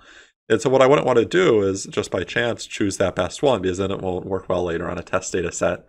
Regularization basically is providing a motivation to use multiple features and not consider one too heavily, even if that would do better in the short term. So logistic regression does this. Linear regression, which was the first model we learned in this course, does not. But there are also things very similar to linear regression that do, such as ridge regression and lasso regression. We're not going to talk about those at 320, but they're important and used all the time. And so know that this regularization thing is a big deal. So what would we really like? We don't want our model to be sensitive to units. We would like to standardize it in some way so that we have the same numbers going in regardless of what the original units were. So for this example, I just made up kind of a fake scenario. We're measuring some sort of quantity in the real world 3 times. And based on it, we're trying to predict what sort of category it's in. And the category will either be true or false. The underlying rule is that when the true length, which we don't know, is bigger than 5, then the category is true. If it's less than 5, the category is false. And so these 3 kind of noisy measurements, even though they don't tell us exactly what the true length is, they give us some information about that can help us guess whether it's true or false. So here I have that data, that fake data I'm talking about. The y column here is the category, and then I have my 3 measurements, x1, x2, and x3. Let me just talk a little bit about how I'm generating this. So under numpy.random, there are a bunch of functions that will generate random data. I'm doing a normal distribution here. You can sample from different distributions. If you don't know what that means, that's fine for this course. But basically, I'm generating 1,000 random numbers with an average of 4 and putting them in here. And so this will be an array of numbers. And then I'm saying, well, whenever that's 5, greater than 5, I want to have a true, otherwise I'll have a false. When I'm looking at this data frame down here, true feet does not directly go into any of these into any of these columns. It's unknown, but category does, and category is what we're trying to predict. So how are we going to try to predict if we don't know true feet? Well, I have these 3 other columns, which are basically just true feet plus some random noise. So if I look at it down here, let me look at this first one. All 3 measurements were less than 5, so it makes a lot of sense that I'll predict that the y is less than 5. Maybe I can even look at some more cases here. I wonder if I can see where it's true. Let me do that. So I can see some other cases here where it's true, right? In this case, all the measurements were greater than 5, so I say it's true. This is kind of a more interesting example. This number is very large, right? One measurement was like almost 7, and even though the other 2 measurements were less than 5, this was enough of a signal that the model decided it's true. Well, it's true overall. And so hopefully the model will decide the same. Okay, so that's the data we're working with. And let's see if we can train a model to try to predict this. So I'm going to create a model, and I'm going to use a linear or logistic regression model. And I'm going to fit it to my data. And so I'm going to have some x and some y's. For my y's, I'm just going to pull that y column from my training data. And for my x, I want to pass in a list of all my columns that contain features. So x1, x2, and x3. And I'm going to be using these again, so I'm actually just going to put this in a variable called x columns. And then I don't have to keep typing that whole long thing every time. And so I fit it, and that's great. And so pretty soon I'm going to look at the coefficients for this model. But before that, I just want to, as an aside, see what accuracy it has. If I want to see the accuracy of a model, I can just say, instead of fit, I want to score. And then to be realistic, I should score it on data that I haven't seen before instead of the thing I trained it on. Right, so this is kind of a better test. And I see that it has 89% accuracy. Is that good? 89% seems high, that we would be right that often. But let me show you why it's not necessarily. If I look at this y column, I see it's almost always false. And indeed, if I say value counts, I can see it's only true less than 20% of the time. And I can actually just divide this by the length of test to see that. And so what this means is that even if I had a very naive model that just always says false, I would be getting 81% accuracy. 89% is better, but in that context, it's not so amazing, just given that there's so much skew in that column. Okay, so after I look at the accuracy of a model, the next thing I'll often want to look at are my coefficients, and I like to plot those in some way. Oh, my model coefficients. And I see those are right here, and I'd like to have some sort of bar plot. So I know that these things are paired up with these x columns, right? So this is the coefficient for x1, so on and so forth. And so the way I'll often make such a bar plot is I'll say pd.series, and then I will have my y values, and then I'll have index equals x values dot plot dot bar. So on the x values, I'm going to use those column names, and then I'm going to put the coefficients to basically have the quantities that are going to go to the y-axis. And it's complaining that the length of one of these things is 1 when it was supposed to be 3. And so x columns, that's pretty simple there. But if I look at this array right here, what do I see? I see there's, it's really a two-dimensional thing. I can flatten it into a one-dimensional array with 3 numbers, or if I say -1, it'll make it one-dimensional, but it'll make it, it doesn't matter how many numbers I have, it'll figure it out. So I'm going to put that here now, and now I get this plot. And this is interesting, right? I was talking about how maybe sometimes just by chance we focus more on one column than another, and that happened here, right? x1, x2, and x3 were all equally noisy, but it just so happens that based on the training data, the model thinks that x1 is more useful, right? That was just by chance, right? And so you could imagine a worse scenario where it picks one column that it really likes and ignores all these other ones that have good information in it. And so the model will try to avoid doing that. Regularization means that we'll try not to put too much weight on just one factor. We'll try to spread it out a little bit. And then if you took it to an extreme, you might imagine that I could have a model where I just look at my intercept, right? My intercept is, you can imagine that being like the average, and the model could just predict that, and all my coefficients could be 0. In that case, well, we always just predict the same thing. And we want to have this problem. I guess we'd have another problem that just wouldn't be very accurate. Okay, so I have that. And so let me head back here, and I'm going to re-randomly generate this data, but this time I'm just going to change the units on this column. And I'm going to change the units to be miles. And so there's 5,280 feet in a mile. So I'm just going to make a comment here. This is feet to miles, like that. And so I have the same kind of data, just different units. So I might hope that my model won't do anything that differently. And so I'm going to run this again. And I see that not too much has changed here. And then I want to think about what's going to happen when I rerun this. So in this x2 column, the numbers are all much smaller now because it's in miles. And so I might expect that to use this, I might have a bigger coefficient on x2 if I wanted it to be just like before. It turns out when I run it, I actually see the opposite. It's adverse to having such large coefficients on one column because of that regularization thing I talked about. So it actually decides, hey, I'm just going to ignore x2 entirely. I have to put a bigger weight on that than I'm comfortable doing to have it be a factor. So I just lost some information there. So I'm using these 2 columns anymore. Now, of course, that's silly, right? Putting a bigger coefficient on it isn't really weighting it more. It's just canceling out the fact that I have different units on it. And so there's different ways to solve this. One is that I could just insist that I have the same units for everything. Another way I could do it is I could try to kind of make this a little more uniform in some way. And so that's what I'm going to do here. I'm going to head back here, and let me take my training data and my actually, where do I want to do this? I'm going to take these x columns even sooner. Actually, no, that's fine. I'm going to leave that there. So I'm going to take my training data, and I want to take a slice of it, and I want to get all the rows, and I want to get columns x1 through x2. And so this is just my features now, through x3, sorry, these are just my features. And I want to somehow standardize it so that they all have roughly the same scale.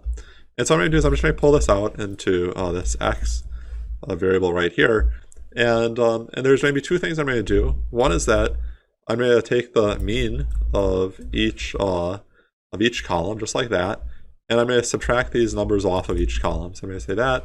And so now all of these columns are centered at 0, right? After I subtract away the mean, the average of every column is 0. It turns out that that is also helpful for logistic regression to run faster. I'm not trying to get into details about why. That's useful.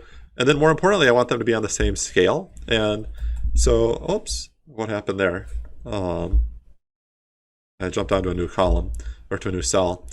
And so if I look at this, that's a standard deviation of each column. And if I have larger numbers, well, the standard deviation will be higher.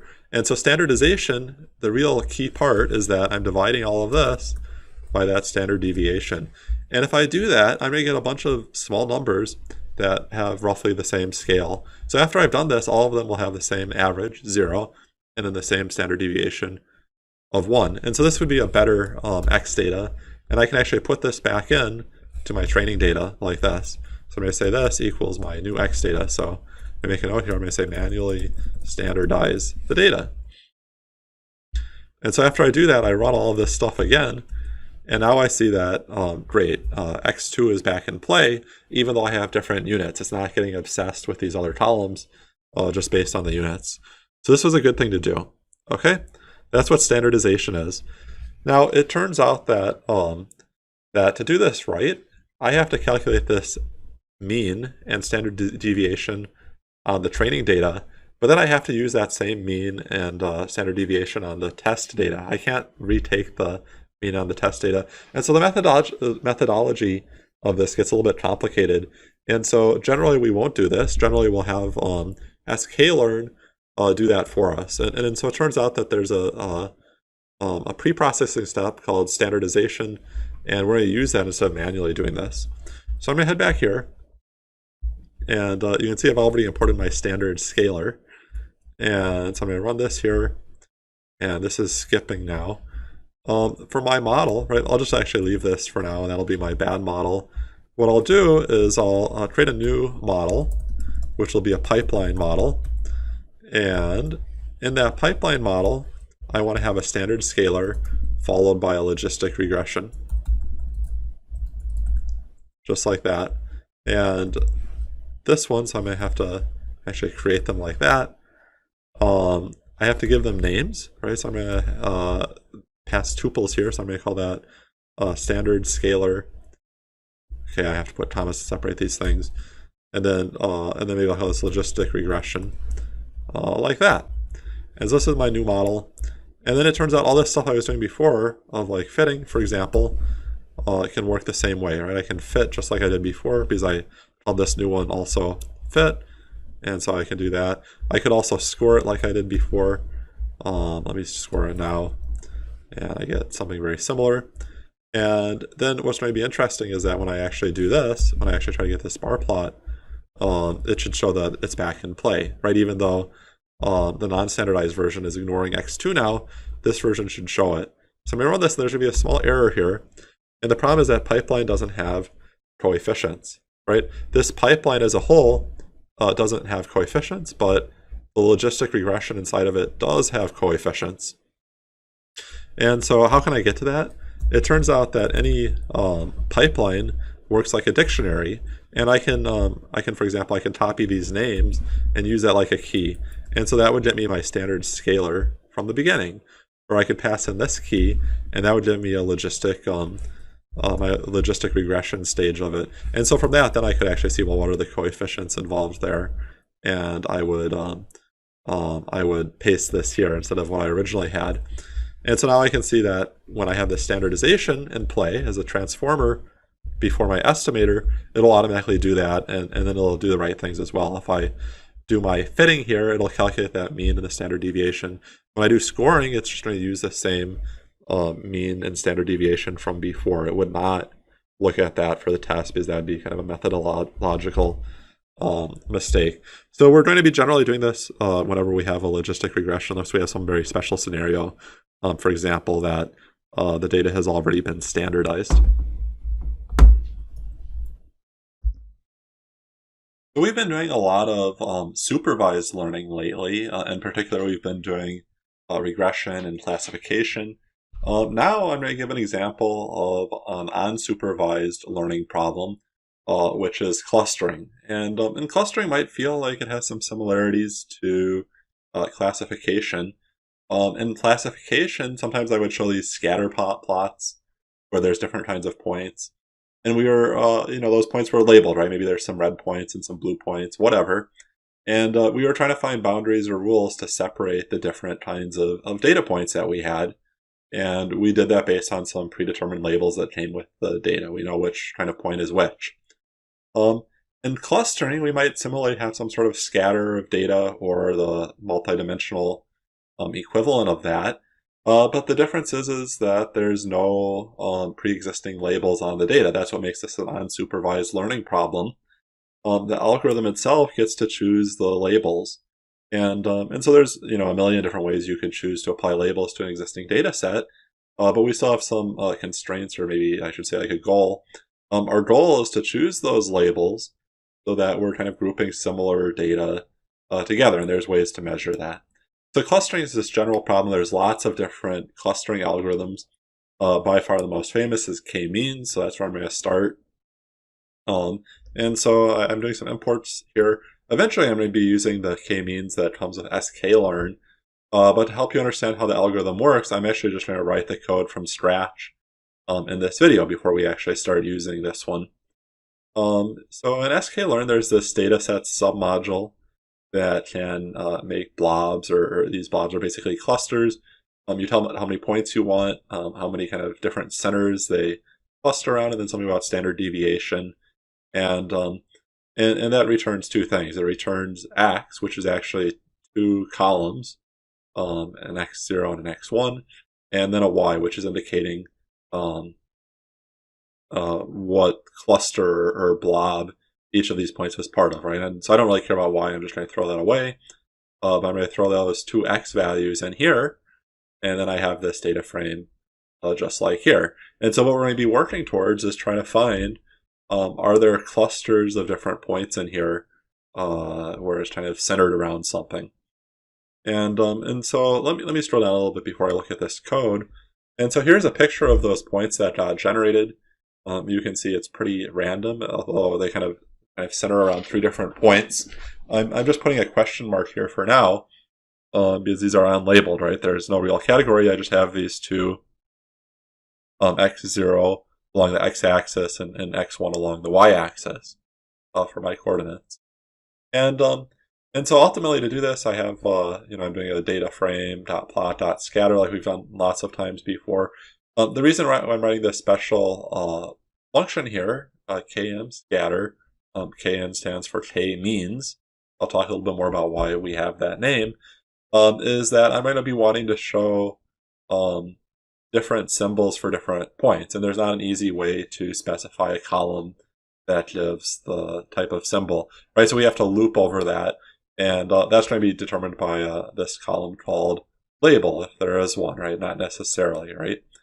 And so this is automatically going to be plotting, well, I just have the comment here, right? It's going to be plotting x0 along the x-axis, and so on and so forth, right? So I'm going to be using this as I go forward. All right, so you can probably already see there's three clusters here, and well, we actually know that because we randomly generated the data. But how can we find kind of good indicators for where those are? And those indications are going to be called centroids. We're going to ultimately try to say, well, here's the center of these three clusters that we discovered, right? How can we do that automatically? And so that's a hard problem, trying to find the three best points. An easier problem in general, right, than finding the best answer is to just take a bad answer and make it slightly better. If you know how to do that and you can repeat it, well, that often ends up giving us a pretty good answer in the end. And this was a strategy that we used for gradient descent. It's very pervasive in learning, and it's the strategy we're going to use now for the k-means, right? So we're going to take a bad answer, and the bad answer looks like this. I'm just going to randomly choose some starting points and assign them each a different symbol. And for now, I'm just going to assume that I'm going to have 3 points, 3 clusters here. We'll eventually revisit that assumption. And I'm going to scatter it down here. And so you can see that this is where it thinks those 3 clusters are. And of course, that's horrible, right? That's not where the 3 clusters are. So how can we automatically identify the centers of those 3 clusters? And so the strategy that we're going to use is we're going to alternate between doing 2 things. First, we're going to do something called assignment, which is taking each of these points and putting it in the cluster, just saying it's going to be in the cluster with the centroid that's nearest to it, right? So these 3 things are centroids. Centroid is kind of a 2-dimensional mean, right? So that's the average x0 and the average x1, right? So or the centroids. And so the k-means, that's the name of this algorithm, right? So in this case, k is just a variable. And so really we have 3 means or 3 centroids, right? We want to find the best location of those. So like I was saying, we're going to assign each of these points to the centroid that's closest to it. And that's a point assignment. And then the other step we're going to do is we're going to update where these centroids are so that they get closer to the values that are assigned to them. And we keep alternating back and forth between deciding which points go with which centroid and then where the centroids are. And eventually it should hopefully converge and kind of discover these 3 points. And so to do this, I'm going to be building a new class, right? And I'm just going to call my class KM. And I'm going to have an init method. And maybe what I'm going to do is pass in the data frame with all my data. And then people in a lot of these implementations, they would specify something like, well, how many clusters are there? For simplicity, I've already created this data frame of clusters right here, which if I look at that, what do I have for my clusters? I already have the data for these 3 points, right? I kind of did that. And so I'm just going to keep that outside of my class for now, just to keep the code a little bit cleaner. And so I'm going to grab these things, right? So I'm going to say that self.clusters equals clusters.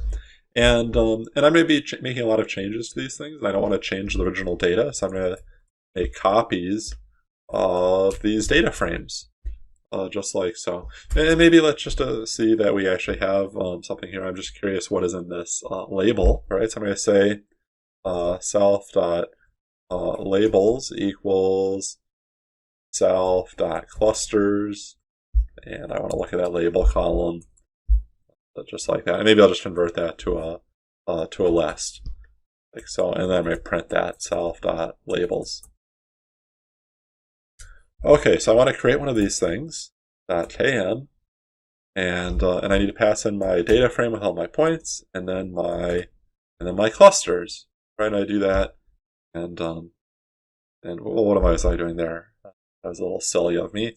I want to save that in that variable, and cool. Those are my 3 clusters. I'm just choosing cluster names that happen to be symbols, right? So I can easily plot these. Typically, people would just kind of arbitrarily call these clusters 1, 2, and 3. Remember, there's not any label in the original data. The original data looks like this thing, right? Where I have 100 rows. And then my clusters actually kind of look similar, right? I have the two x values specifying the center and then also the label. Okay, so one of the first things I'm going to want to do is I'm going to want to be able to plot this as we go because we're going to be making changes, right? So I want to grab this code that I had before to just see what's going on. Just like so. And I'm going to plot that. And let me see here. I guess I can't just use data frame and clusters because these are attributes now. And I don't want those versions. So I'm going to say self.df and self.clusters. And there we go, right? Our kind of initial state of the system that we want to make better. And so remember, there's these 2 phases that I talked about. We're going to have something where we assign the points. Right, so that's going to be one step we're going to do. And what we're doing here is we're really kind of going from clusters to points, right? Based on where our cluster, maybe I should call them centroids are. Where our centroids are, that's going to affect, well, what happens to our points. We're going to assign each point to a centroid. I'm going to have that.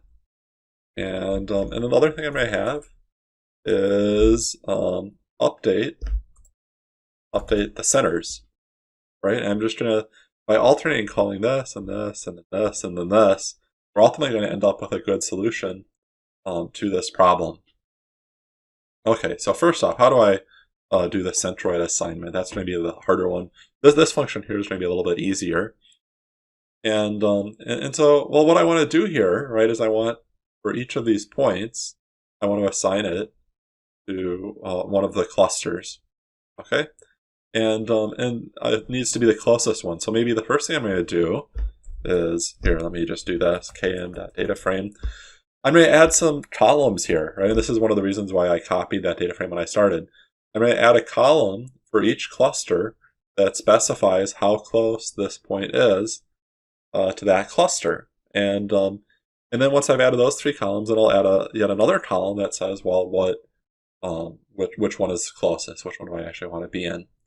Okay, so I'm going to do something like this. I'm going to say I'm going to loop over all the clusters, right? Or I guess the labels, and so I'm going to say for cluster n. Well, I'm going to loop over this thing like so. Maybe let me just print this. And the way I want to loop over it is I'm going to do iter tuples. Excuse me. And this is going to give me named tuples, right? So let me do this. Kn.assign points. Okay, I'm going to be looping over these named tuples. And so I know where the center of each of these things are. Okay? And so now I want to update, right? I'm updating my points in my data frame.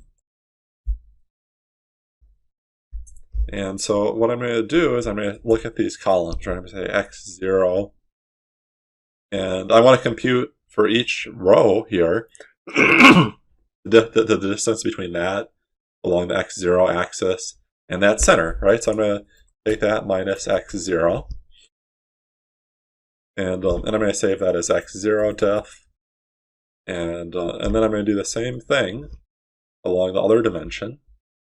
And then what I ultimately want to do, apologies. What I ultimately want to do is I want to compute the distance between these points and the center of the cluster, right? So I have the differences along these 2 dimensions. So the distance is going to be like this. It's going to be x0 diff squared plus x1 diff squared. And then I'm taking the square root of all that. That's just the Euclidean distance. 0.5 to take the square root. And let me think here. So this is an individual number, right? I'm looping, but for each pass through loop, it's an individual number. This is a whole column. So this is a column, this is a column. Really, I'm computing all the distances at once. Okay? And so I'm going to say self.df. And let me come back to this. This is going to be those distances. I'm adding that new column. And what I'm going to use for this column name is the cluster that I'm currently in. So I'm just going to put cluster here. And so now if I run this, I'm not printing anything right now. You know what? Let me just clean up this too. I don't need that anymore. Or better yet, just delete it, right? And let me look at what happens to the data frame after I run that.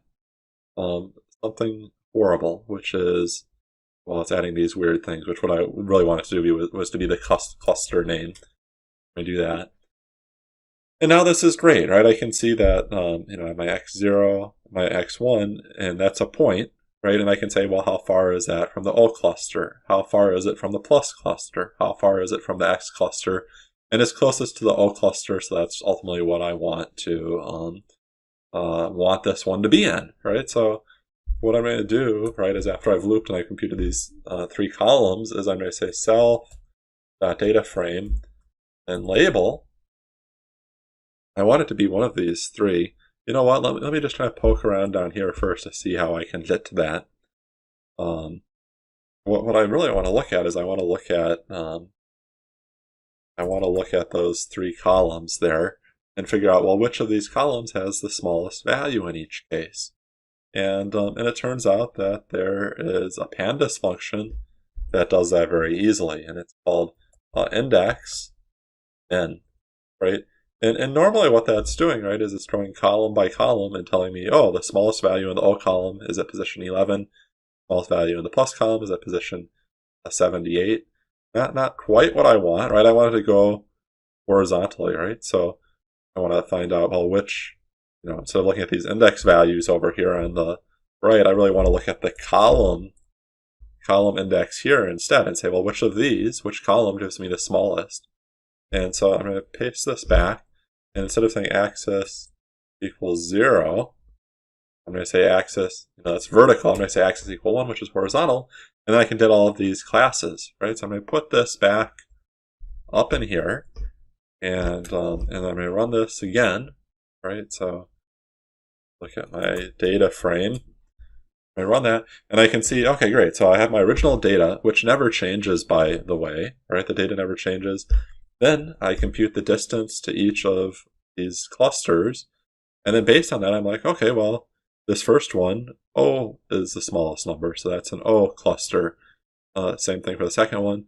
The third one, the smallest value of these three, is under the X column, so that's in the X cluster.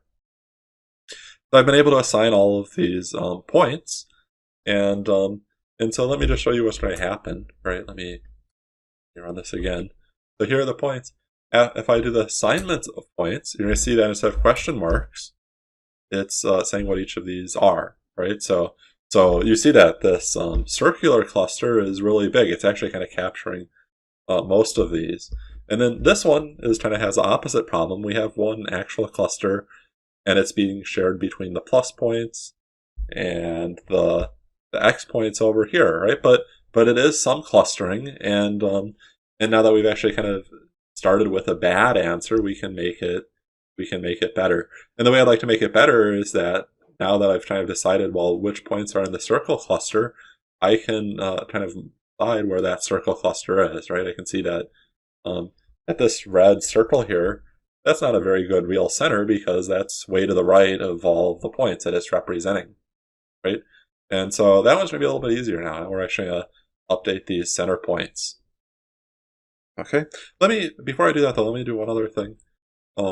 Sometimes, notice how I'm kind of calling this one and I'm calling this one, and each time I say km, km, km. When people don't have to return anything from their functions, right? I don't return anything here. What people will often do, right? Sometimes you'll see this, is they'll just return self, right? And the advantage of that is when I call this, it does some stuff, and then it returns km. And because it's returning km, I can just kind of chain this along like that. Right, so that's one reason you often see people just returning self in a method. And so ultimately we're going to be doing the same thing down here, right? But let's actually update these centers and try to do something. And the easiest way to do this is with a group by, right? I want to, if I go back here, let me do this. I look at that data frame again. Ultimately, what I want to do is I want to find the new centroids, which are kind of the average of these columns for each label. And so the way I can do that is I can say group by label. That gives me this weird, let me just stop plotting for a moment. That gives me this weird data group by object. And but then what I can do is I can compute the means on it, just like so. So this, when I do a group by, right, that's when I go to the index, right, over here on the left, then I'm kind of getting the mean over all these other columns. And you know what, there's too much stuff there, right, because when I'm computing centroids, I don't really care about the averages of these anymore. So I'm just going to do this. I say I just want my my X columns, right? And then the last thing that's a little bit weird is you noticed before, like when I started, label was just a regular column. The group by made it not a column, it made it an index, but I didn't really want that, so I'm just going to do a reset index here, right? So this little line here, right, this one line, is a quick way to compute what I'd like the new clusters to be. You see it has all the same data as before, label x0 and x1, right? But now, instead of, my data started off randomly, right? Horrible. Right now I'm actually having some sort of meaning to it, right? I'm actually saying, well, let's put our clusters at the center, or our centroids at the center of the cluster of data that they're representing, right? So this one's going to be very simple, right? The self.clusters equals that, and maybe let me just split this up, right? So I'm just going to say clusters equals that, and self.clusters equals, right? So the first step is I'm just getting the mean, or the centers, right, of each label, and then I'm just trying pulling out the columns I want and fixing it up so it's in the original shape, right? Okay. Let me do this. I haven't called it yet, right? I just called the one we did before. That's the one we usually start with. But now I can do this, right? After I've assigned those points, now I can run the other function and make it better, right? So maybe, let me actually do this. I'm going to just plot it here. am.plot. But let me just look at the original. So the first off, I don't know anything, right? It's just everything's random. Then I do an assign points. Okay, that's good. And then after assigning the points, then I want to do what? I want to update the centers.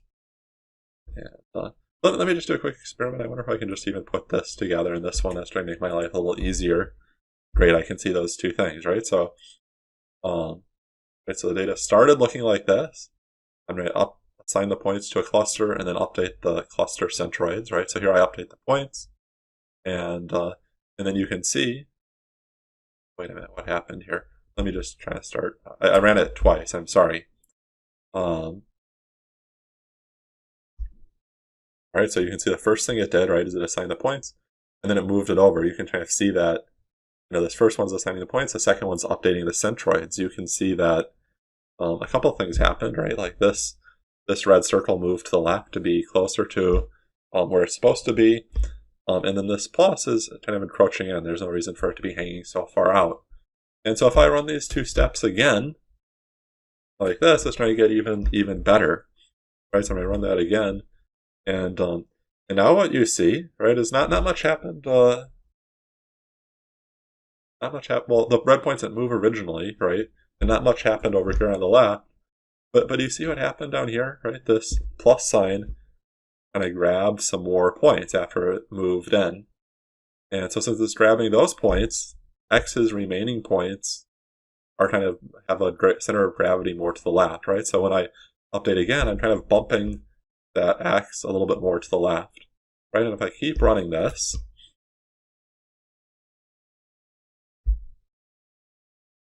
right, it should keep bumping it farther and farther over, right? If I keep updating this, it might take a few times.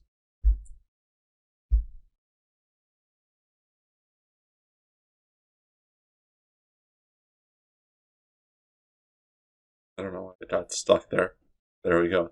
And so you can kind of actually see I've run into a problem here, and the problem is that I've hit a local minimum, right? I can clearly see that it will be better if this red circle, bumps up here to the top, and then this X kind of grabs the cluster down here, but it's not doing that because it basically has to get worse before it gets better, right? So it kind of hit what we might call a local minimum.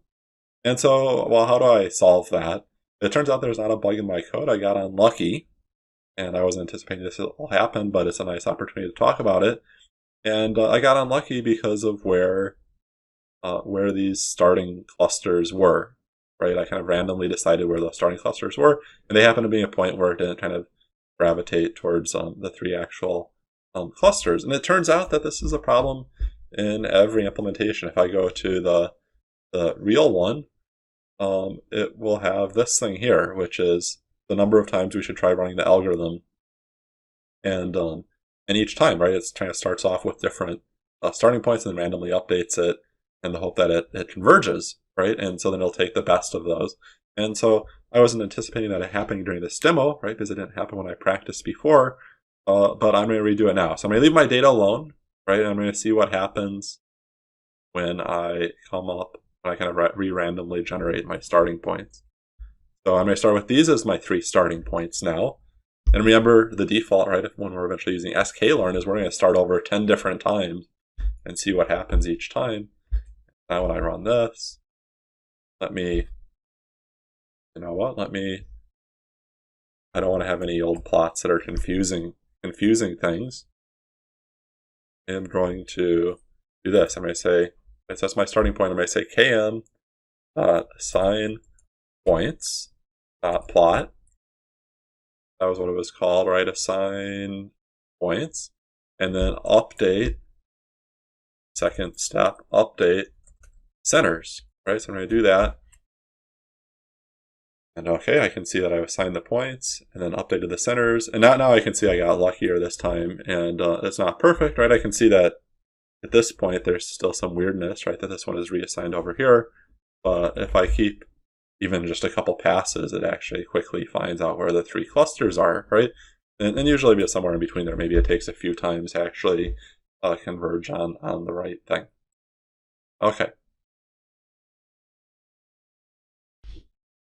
In the last video, we built our own k-means class. In this one, we're going to be learning about how the one that comes with sklearn works. And usually you'll want to do that because it works, it kind of gets all these tricky details right.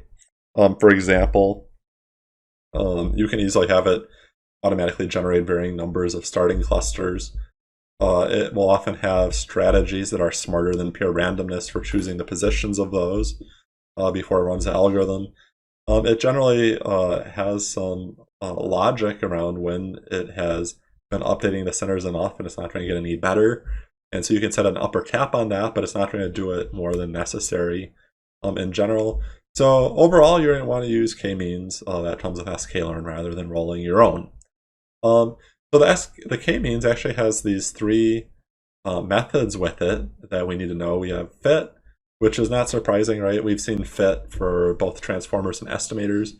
What's a little bit strange about it is that it has both transform, like you might expect for a transformer, and predict, like you might expect for an estimator. So k-means has some similarities with both transformers and estimators, even though estimators and prediction is a little bit, it's kind of a strange use of it, right? Because we aren't predicting some label that was given to us.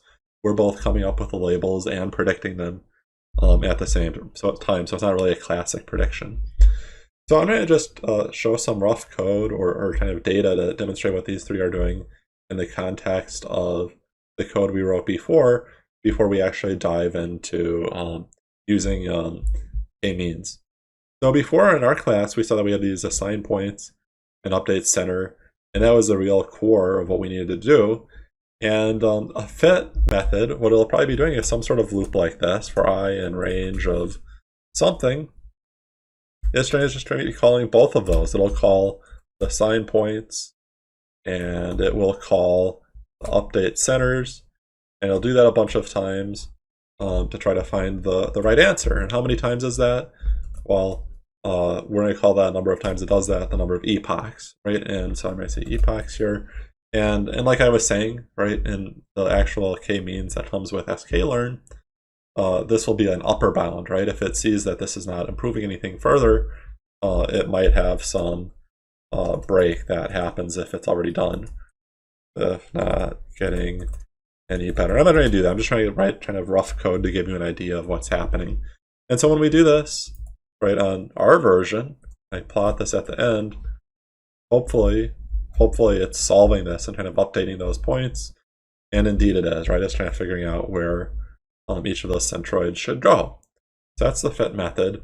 Now, in the process of doing this, we created a lot of supplemental information for our original data frame, right? So this was our original data frame that just has some points.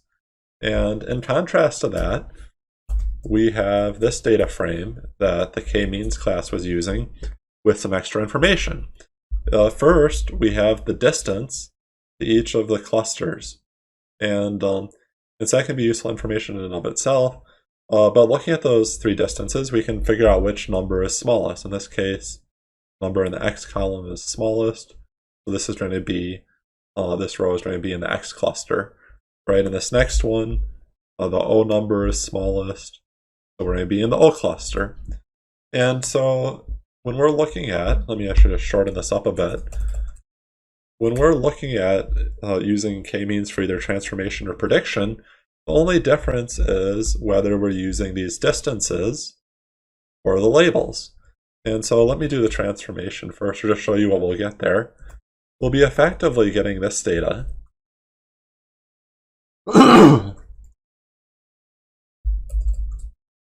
That's what we'll get out when we do a transformation in k-means, and I'll eventually talk about how that's useful as a pre-processing step before we do something like logistic regression. And then for prediction, all we're really getting is, well, what group does it fit nicely into? And again, right, this is not really like classic prediction because we're both deciding what the labels are and deciding which points go with each label. Okay, I'm going to use k-means on this same data from k-means from sklearn this time instead of our own. And so I'm going to say km equals k-means. And there's a bunch of configuration options here. For example, how many clusters we want to start with. I'm going to say we would like to start with 3 of them. And then what? We can say km dot fit. We always have to do a fit regardless of whether we're going to do a transformation or prediction next. And I want to fit to that data frame. So let me just look at that one more time. Data frame dot head. So I want to fit that data, and we do. And once we do that, then we can do either of those things. We could say transform, and there might be some cases where this is a kind of a training data, and then we're trying to apply our clusters or force our clusters on some second data frame, maybe some test data. And it'll be very common though that we want to do it to the same original data. And so when I'm doing this transformation here, I saw, well, I have 3 clusters, and that's why I'm getting 3 columns of numbers here, right? The 3 distances for each row in my original data set. And it's very common, right? Rather than doing fit and then transform, why not do both at once? Just like so. That would be a fine thing to do. The same way I can also do a fit predict, and then instead of saying, well, which group is it in, it's trying to tell me specifically, oh, you're in group 0, you're in group 2, so on and so forth. And so something we might want to do, right, is that I might want to create a copy of my original data frame and then add this prediction in. And I'm going to say, well, what am I going to say? I might call that cluster, right? I could call it classification, something like that. And let me actually look at this now. Right, I can see, well, these are the clusters that it's predicted to be in. Maybe I'll look at the tail to see some others, right?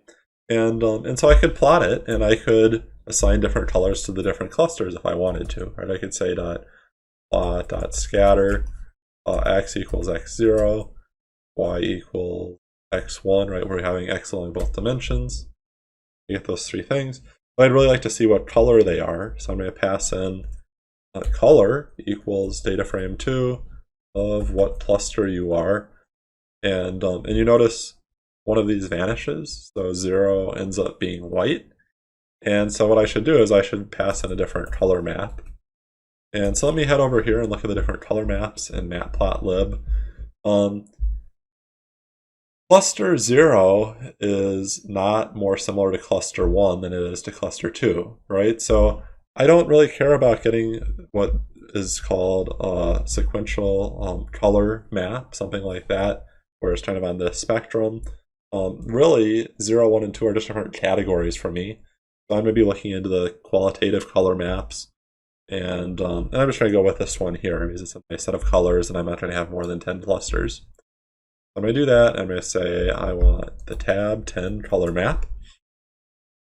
And now I can see it's actually giving those different colors, those different groups of points. If I wanted to, I could also look at the centroids and draw that on top of here. And I get the centroids like so. I can say k-means dot cluster centers.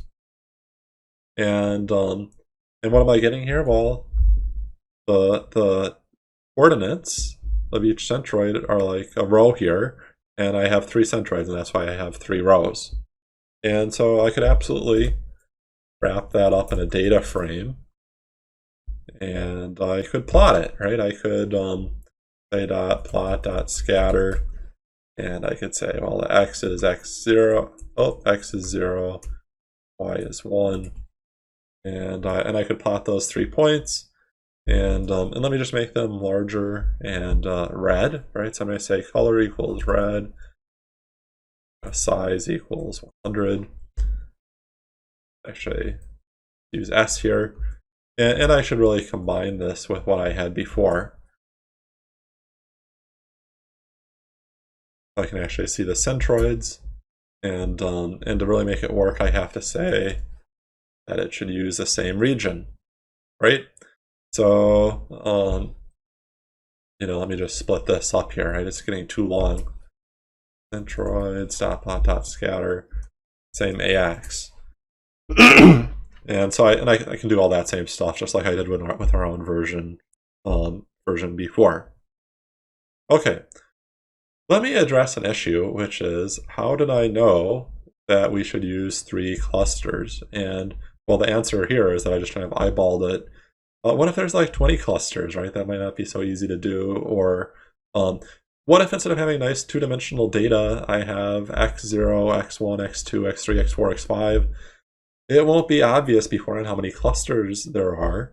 And so the strategy that you'll do is you'll try a different number of clusters and see how well it does.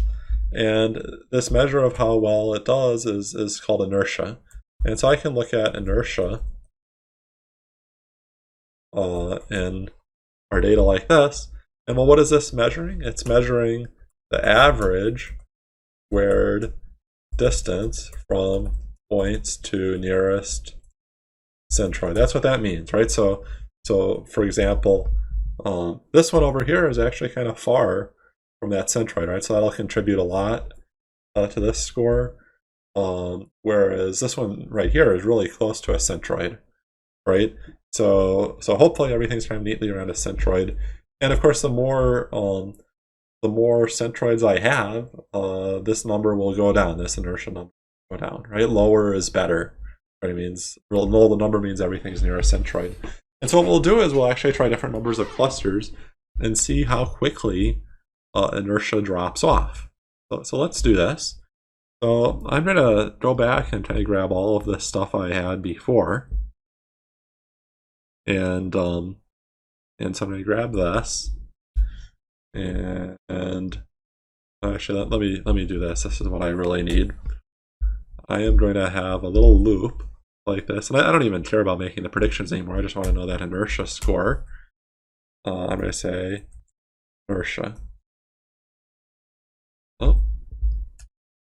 Or score. Okay. And so you can see what I'm going to do here. Right? I'm going to try different amounts. And of course, as I add more of these things, the inertia goes down until, well, if I have the same number of clusters and points, then luckily each point hits its own cluster. So I'm going to have a loop here. I'm going to say for k in range, and I want to have 1 to 10 clusters, right? So k, that's why it's k means. K is the number of centroids, and mean refers to the fact that a centroid is kind of the average of the other xy values. I run this thing, and I want to put all of these in a dictionary, or better than a dictionary even, a series, right? So I'm going to say scores equals a series. And so I'm going to do it like this. I'm going to say scores of k equals this thing, this inertia. I'm going to try running this, and when I'm all done, right, I think there's maybe some issues here still. One of the issues that's actually relatively new in Pandas is that they don't like you to leave it ambiguous what the type is going to be. So I'm going to be very explicit up front. This series is going to have floats. And then the other thing it's complaining about is, well, I have a key error of 1.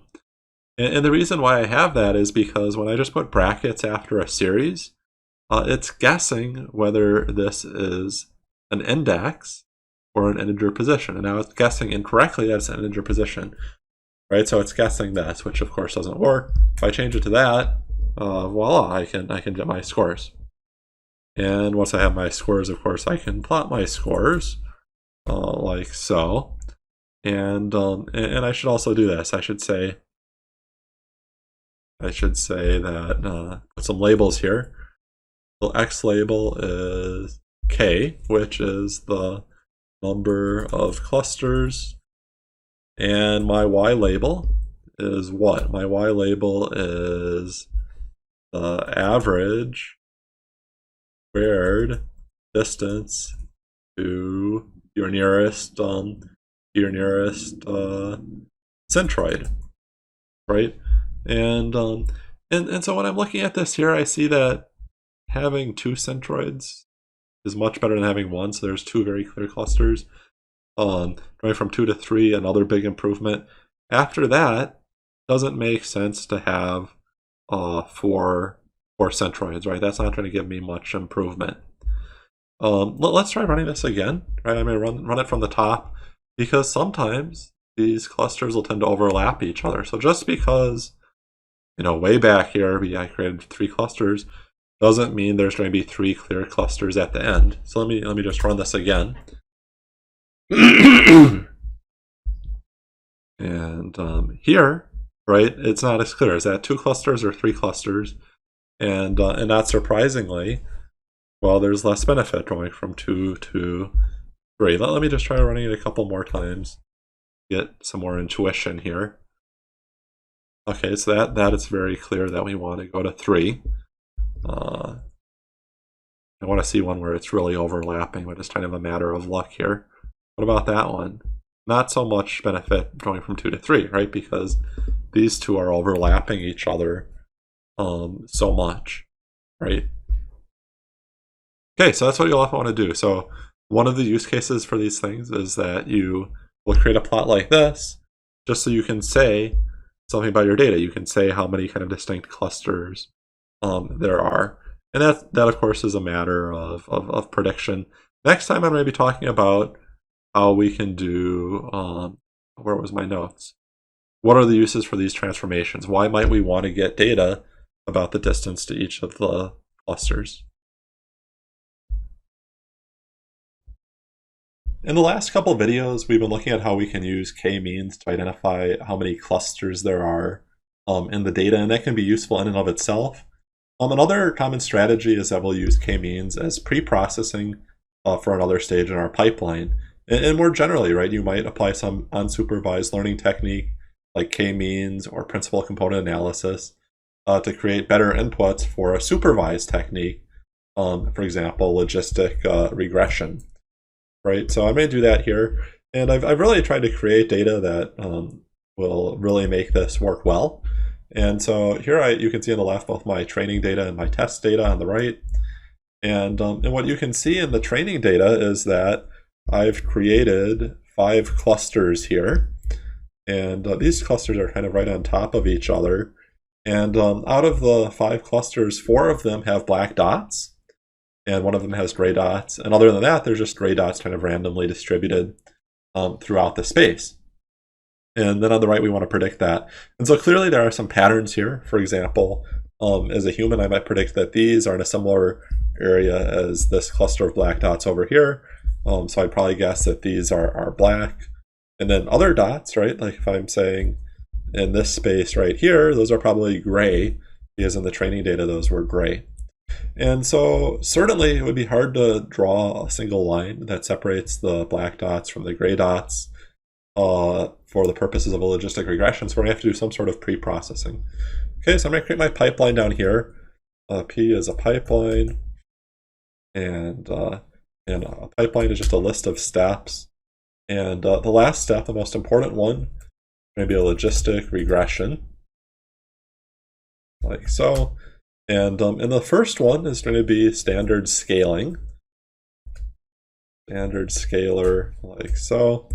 And then eventually I'm going to add in k-means as a pre-processing step to help logistic regression work better.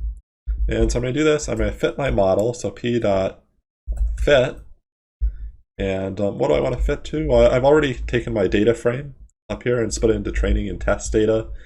And I can see that my 2 input columns are x0 and x1. So I'm going to just put those in a variable here. I'm going to say x columns is x0 and x1. Then my y column I'm trying to predict is just y. And so I'm going to predict on the training data, or fit on the training data, those x columns. And I'm going to compare that to my y column. And then after I do that, I want to score how well does this classifier work. So I'm going to score it on my testing data. And so I run that, and I see it's not doing very well, right? It's only getting about 63% correct because it's hard to separate those black dots from the gray dots. And that's because when I just have a regular logistic regression, it has to only put a straight line there. So if I introduce k-means as a pre-processing step, let's try that. Okay, create k-means here. And let me specify the number of clusters. I'll say n clusters equals, let's say 3 first. I'm going to try running that. And oh, what happened there? I have an extra parenthesis just kind of randomly. There we go. That's where it's supposed to be. Excuse me. Okay, so still not very good because there's not enough clusters here, right? I guess originally there are 5 clusters. If I try jumping up to 5, you can see that I'm doing significantly better. But if I go up to something like 10, better still, right? I can kind of capture the different areas and realize how close they are. So having more clusters when I'm doing this pre-processing is generally not going to be as problematic as having a few clusters. So what's happening here when I'm taking the input variables to this? Well, I'm using this k-means step on the data, right? So what this is outputting is the distance to each of those 10 clusters that I identified, right? So I might know as one of my variables, well, what is the distance to this cluster here? And of course, if that distance is small, then it's probably a black point. I might also have another column that says, well, what is the distance to this cluster here? If that's small, well, then it's actually probably a gray point. So this is one way to do the pre-processing. An alternative, which probably works just as well, would be polynomial features could also kind of figure out that more complex boundary between the black and the gray.